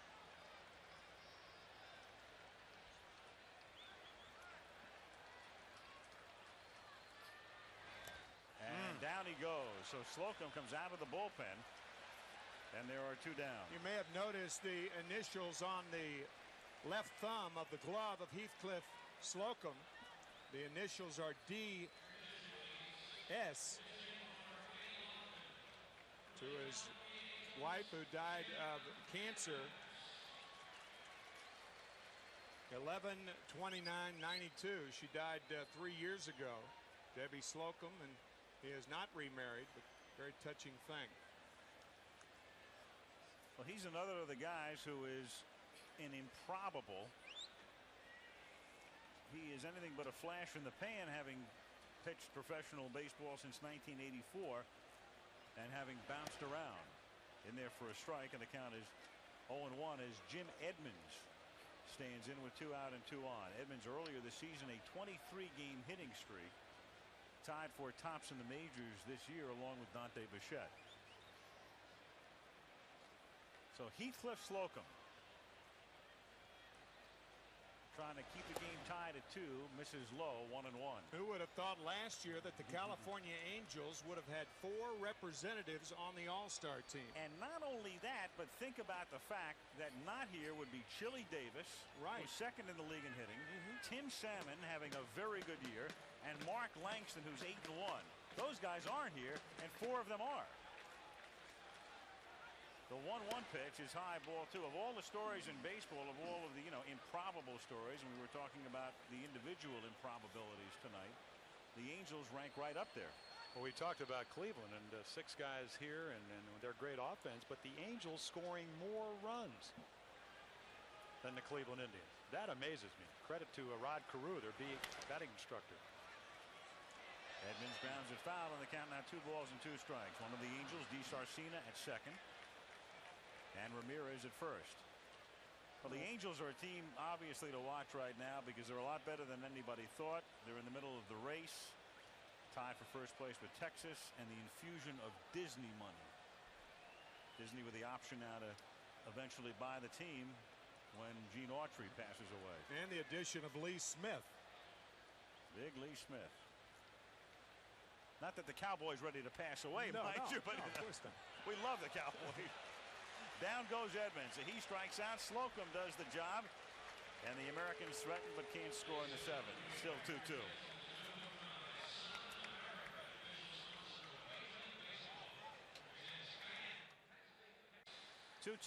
Go to the top of the 8th. Let's check in with John Saunders.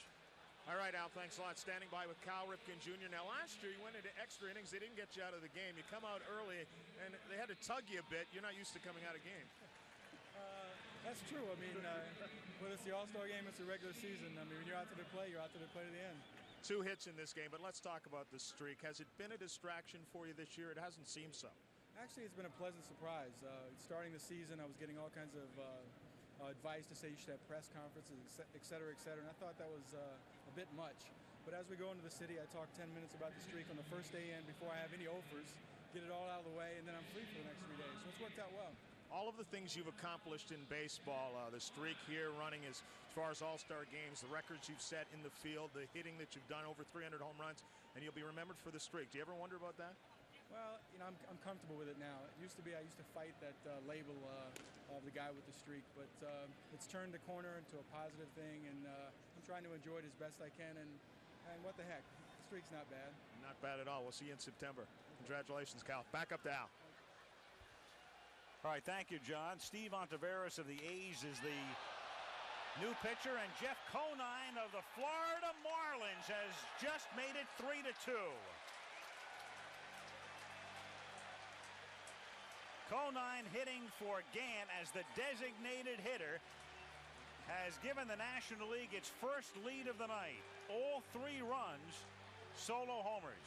And the last 2 runs scored by the National League coming from a 62nd round draft choice and a 58th round draft choice. Think about it. There were about 2,000 players drafted in front of Mike Piazza and Jeff Conine, and they're responsible for the last 2 home runs. Unbelievable. Larkin at the plate, and the count 1-0. Well, I guess the theme of the game has been the improbability of some of these guys who are playing tonight. And here it is, the only Marlin in the game. I mean, who in the world scouts a guy who would be picked in the 58th round? Right. How many people can you look at? Ontiveros throws out Larkin and is 1 away. And the guy who came in to get the National League out of the last inning, Heathcliff Slocum, coming in with 2 on to strike out 2. Meanwhile, O'Neill is in left. Paul O'Neill. Edmonds takes over in center. Ramirez is in right. Kevin Seitzer stays in the game at third. Gary DiSarcina at short. Alomar still in at second and Vaughn at first. Mike Stanley of the Yankees is the catcher, and Ontiveros is on the mound facing Bobby Bonilla. Steve Ontiveros continuing the theme, a fellow who has been released several times, spent a lot of time in the minors. He told me before the game, he said the low point was 1992. He and his wife had a hard time having a baby. She She finally gets pregnant, has a miscarriage. He gets released by Detroit. He's out of baseball the whole year, only to reemerge the following season. Comes back with Seattle. Then the A's pick him up. He's a free agent at the end of last year, elects to re-sign with them, and here he is in the All-Star game.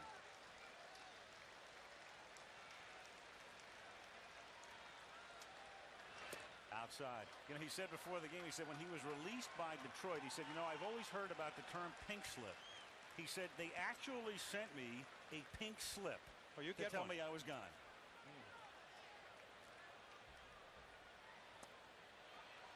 And down he goes. So Bobby Bonilla gone on strikes for the second out. Well, he always could pitch. 89 had actually the Tommy John elbow transplant, but that split-fingered fastball, boy, does it make a difference as Buck Showalter comes out to talk to him. It's revived a lot of careers, hasn't it, Jim? Certainly has. Mickey Morandini of the Phillies will be coming up for the first time, and they'll go to the bullpen and bring in the Tiger, David Wells. In the eighth, the National League on top, 3-2.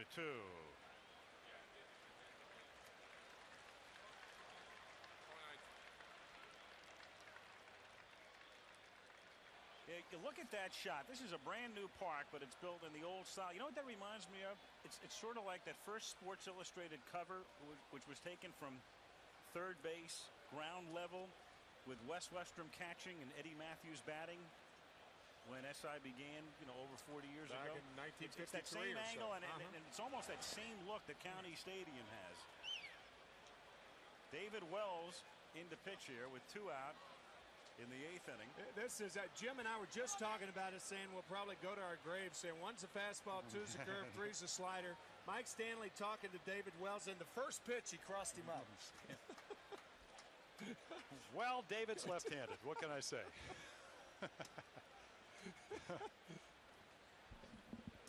David saying maybe 1's not a fastball and 2's a curve. I'm sure Rick Dempsey out in the bullpen can relate to that. I want to know who Wells' haberdasher is. Oh, I don't know. Morandini at the plate. I mean, did you see when David started in from the bullpen? It looked like, you know, his shirt was half off. I mean, he's quite a story. His record 8-3. But how about pitching for the Tigers? I mean, Sparky has got him 3 games behind the Red Sox. Nobody thought Sparky would even be there after he said, I'm not going to manage replacement players. The Tigers, another story. I mean, there's so many this year.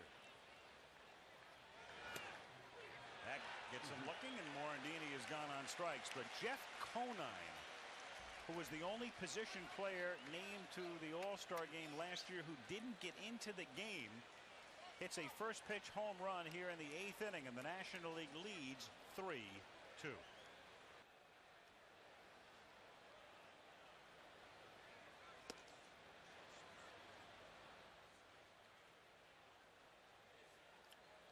Bottom of the 8th inning.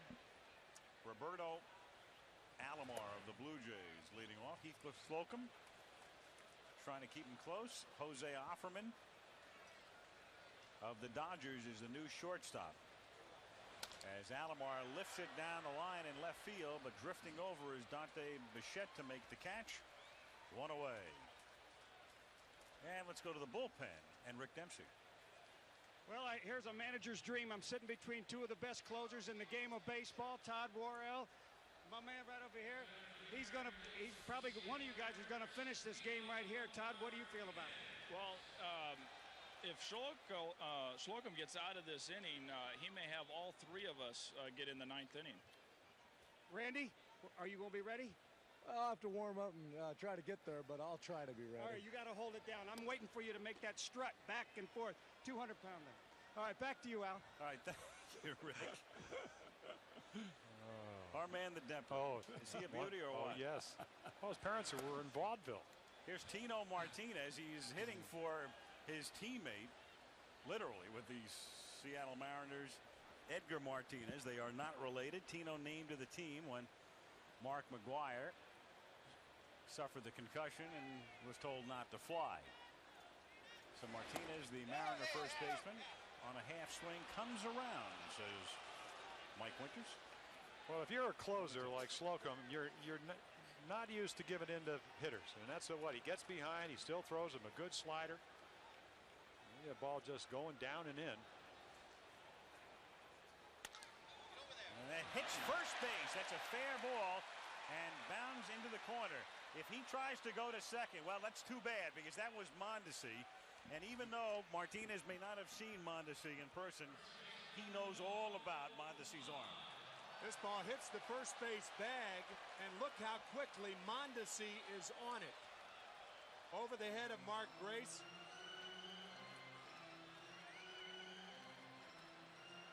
And Mondesi on that ball. There are not too many right fielders in baseball who get to a ball like that when they're playing straight away in the position, but Mondesi did to hold Martinez to a single. And they'll go to the bullpen with 1 out and 1 on in the 8th inning. Tom Henke comes in.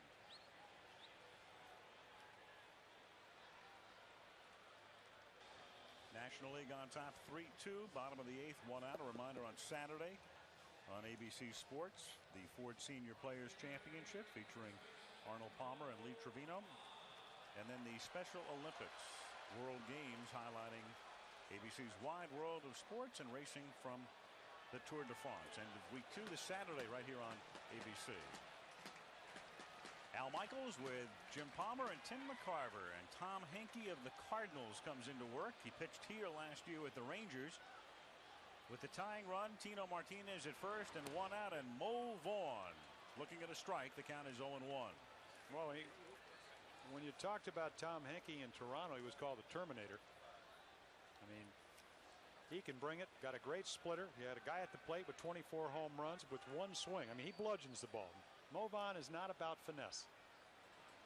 He's not going to get cheated. He may get fooled.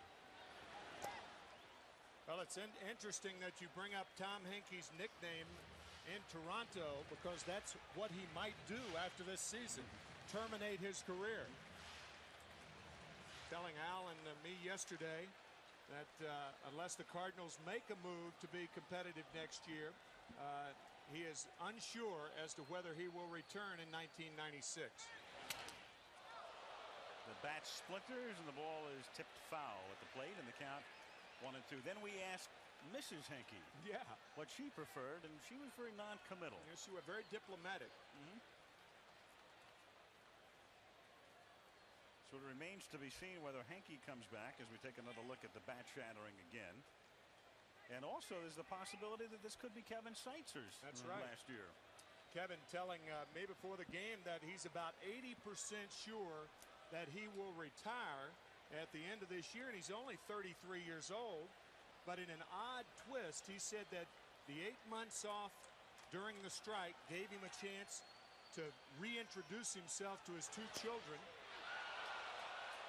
As Mo Vaughn takes a look at called strike 3.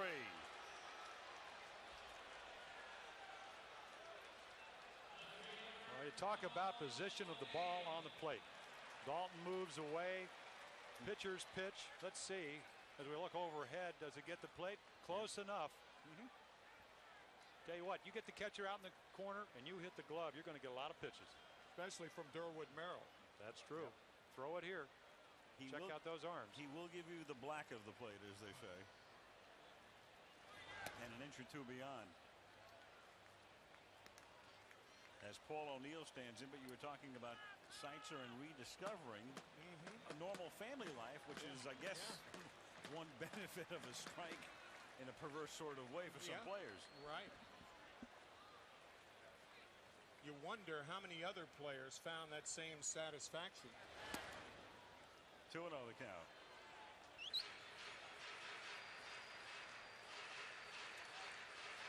Paul O'Neill, batting champion last year. Hitting here with 2 out. The National League on top 3-2 in the 8th inning, and Tino Martinez the tying run at first base. Just off the plate. 3-0. I would imagine Paul will be hitting here. Nice batting average in the American League versus right-handed pitchers. You could bet he is swinging. Buck Showalter knows that Jethro, that was his affectionate nickname pinned on by Pete Rose, knows he can hit. And he looks at a strike. He thought it was ball 4, 3-1. Well, normally it is. He'll take that, though. Oh, yeah. He doesn't want to walk. And that was, if it was a strike, it was a strike on the corner and not to O'Neill's liking.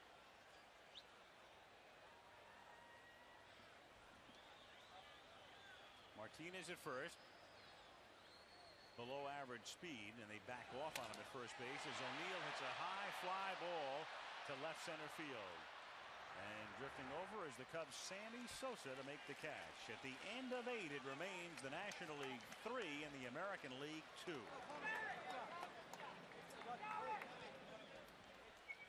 Goodyear blimp stars and stripes providing the scenics. Beautiful shot of the ballpark in Arlington. Open now for a year and a half. North Texas hosting its first ever All-Star game. Looked like Will Clark for a second. Yeah, That's Scott O'Grady, the downed pilot who was shot down over Bosnia-Herzegovina about a month ago. One of the honored guests at tonight's game. Funny picture pops up. And speaking of Will Clark, well, that's pretty good. He's the guy without the cap. Lookalikes. Right. Will Clark, Will agreeing with us. Ranger first baseman. Will almost also as if on cue. Will also looks a little like Nolan Ryan too in that picture. He does. Sammy Sosa to lead things off. Jose Mesa out of the bullpen. Mesa of the Cleveland Indians facing the Cubs' Sosa. A lot of people looked at tonight's game as sort of a pivotal point for the sport of baseball. And we mentioned at the top, we're not going to rehash what the sport has gone through. You all have heard about it ad nauseum as Sosa hits a high fly ball to right center field, and drifting back in front of the 377 sign to make the catch is Manny Ramirez. One game isn't going to turn it around. The sport knows it has its problems. Huge problems are still to be solved. We all know attendance is down 20%. The flip side is 80% of the people have come back, haven't left the game. There's a heck of a lot of work to be done, and baseball really has to think about the future, and a concerted effort is necessary to get this sport back to where it was a year and a half ago. And the players know it as well as anyone right now, or any particular group. Well, the players better know it, and the owners better know it, because everything is ancillary when you compare it to a labor agreement. That is the one thing that everybody is agreed upon that has got to get done, and the quicker the better. Mondesi flies out to Ramirez, 2 down. Yeah, and how about a leader, a commissioner of baseball that doesn't have any conflicts? And stop telling. I mean, for years, 20 years ago, they said we care about the fans. Finally, baseball, the players and the owners got to show them. And you know how you do that? Great pennant race. I mean, it's starting points tonight. Great pennant race, postseason play. And this guy right here, I mean, is there any more exuberance than these two cities? The guy on the mound from Cleveland and the guy from Colorado. Yeah.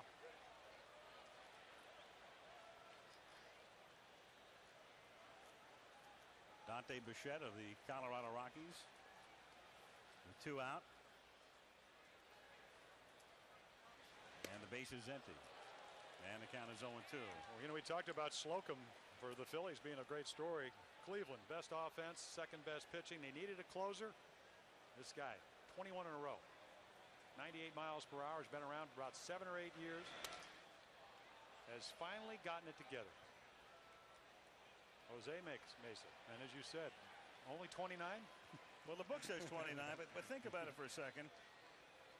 If the book is right, the book being the Baseball Register, which is normally pretty good, he signed as a 15-year-old in 1982 with the Blue Jays. Joe Nuxall. Well, whatever. Yeah, that's right.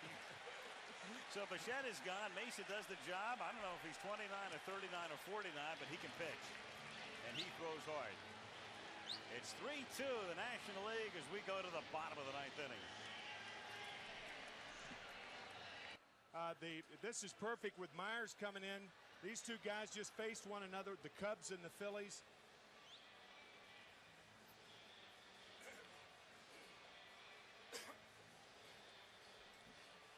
The 1995 All-Star Game is being brought to you by DuPont.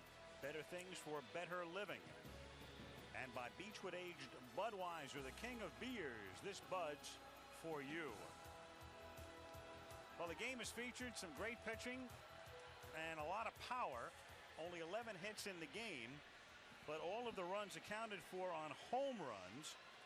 And there have been 4. And now Randy Myers comes out of the National League bullpen. Myers of the Chicago Cubs. And since the American League has used all of its position players, they can pinch hit. And coming up will be Gary DiSarcina, Kevin Seitzer, and Manny Ramirez. Well, 1 out of 3 if you're an American League fan is not bad. Only one of those 3 hitters really home run hitters.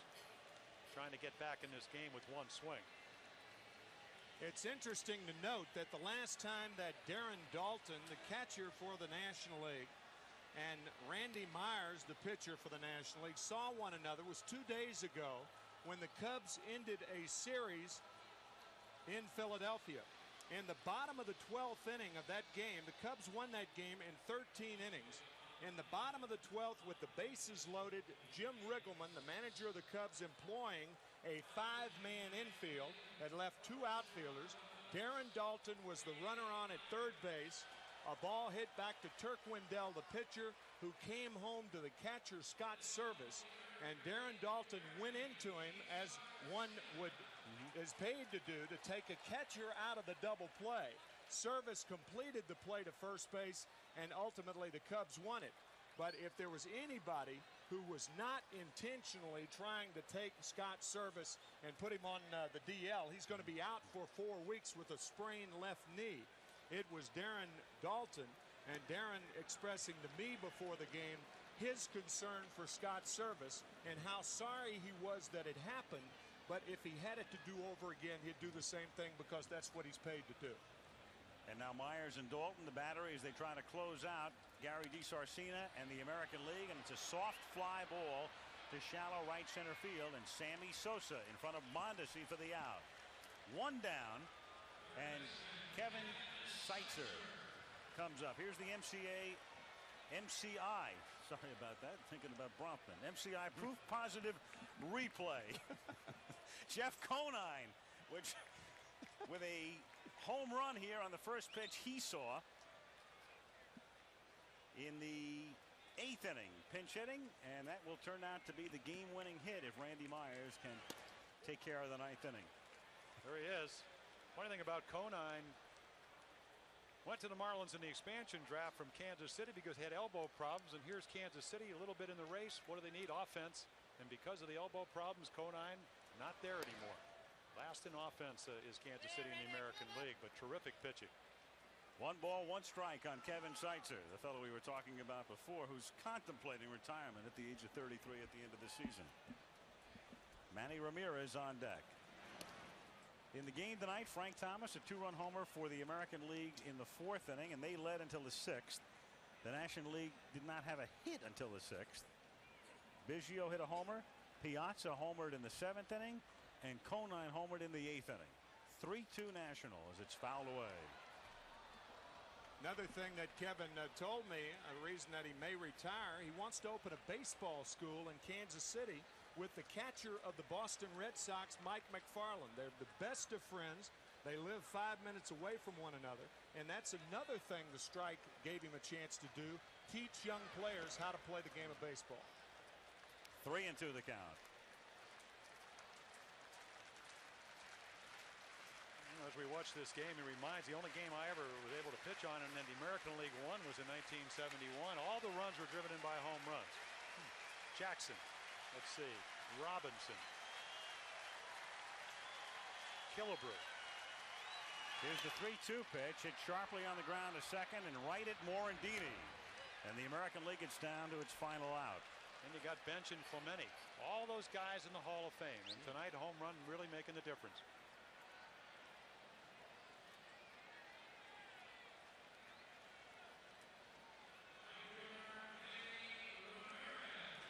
Manny Ramirez, as you look at Conine and Biggio,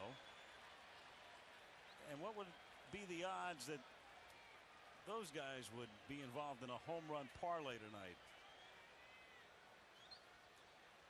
Well, when you talk about guys that can hit home runs and have quick bat, you're looking at one of the best young hitters in the American League. You can hit for average. You can hit the ball the other way. Tough to be fooled because he can wait so long. That's in for a strike. Ramirez grew up in the Dominican Republic and then came to New York. And every time the Indians show up at Yankee Stadium, his pass list is very full. Great kid. Oh yeah. What I like about it is the work ethic. Played the entire 1994 season as a DH. Mike Hargrove in Cleveland said, I'd like to put you in the outfield. He said, well, I'll go back down to the Dominican, learn how to play the outfield. Now he can do anything. And this year, a pretty good outfielder. 1-1 pitch is outside. 2 balls and 1 strike on Manny Ramirez. 3 pitches on the outside part of the plate, and I'll guarantee you Randy Myers will not come inside to Ramirez in this situation unless it's a mistake. Exactly. And his strength. I mean, a couple of years ago, over 50 saves, Randy Myers, as you look at Nomo, still hanging around because he's got great control. That's outside. Mike Stanley is on deck.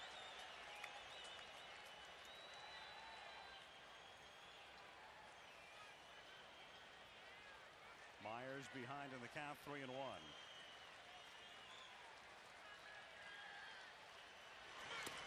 And it's 3-2. So that's what pitching's all about. Is as Tim McCarver told you, 3-1. You still don't give in to the hitter. Catcher moves away. You make your pitch, or you walk him. Because if you're a closer, you don't get this guy out, you can hit the ball out of the ballpark. You're going to work on the next guy. You have that kind of self-confidence. 3-2. 2 out, bases empty in the ninth. The National League leading 3-2. And he fouls it straight back.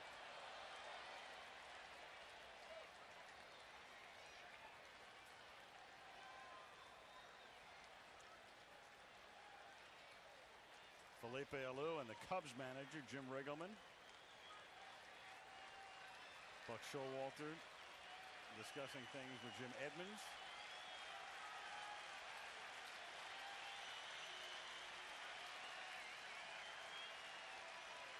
And the 3-2 pitch, just high, ball 4.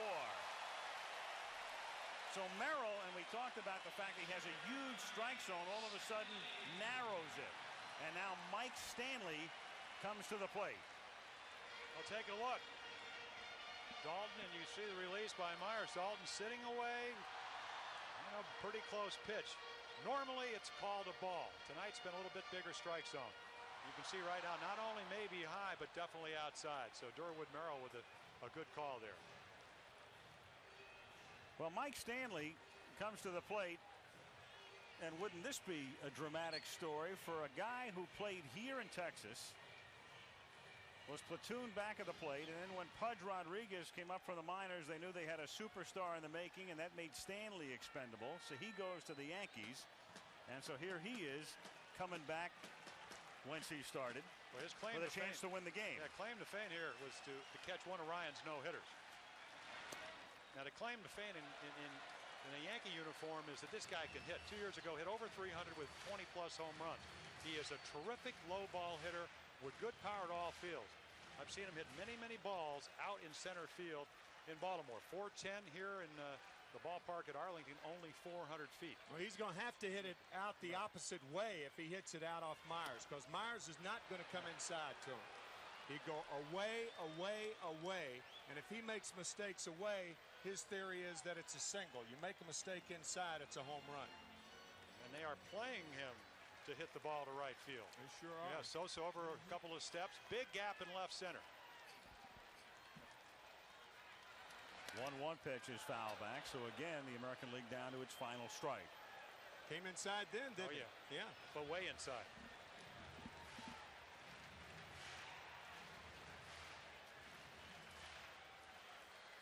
One ball, 2 strikes.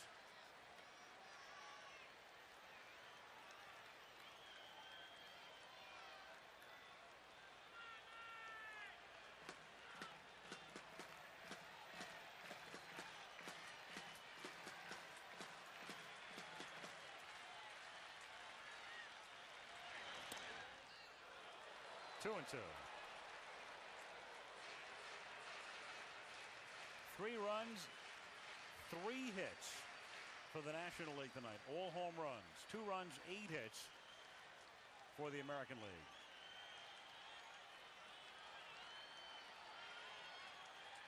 And the 2-2 to Stanley is lifted to right field, but right at Mondesi, who makes the catch. And the National League on 3 home runs. Their only hits in the game win it. For the 2nd year in a row, the National League beats the American League 3-2.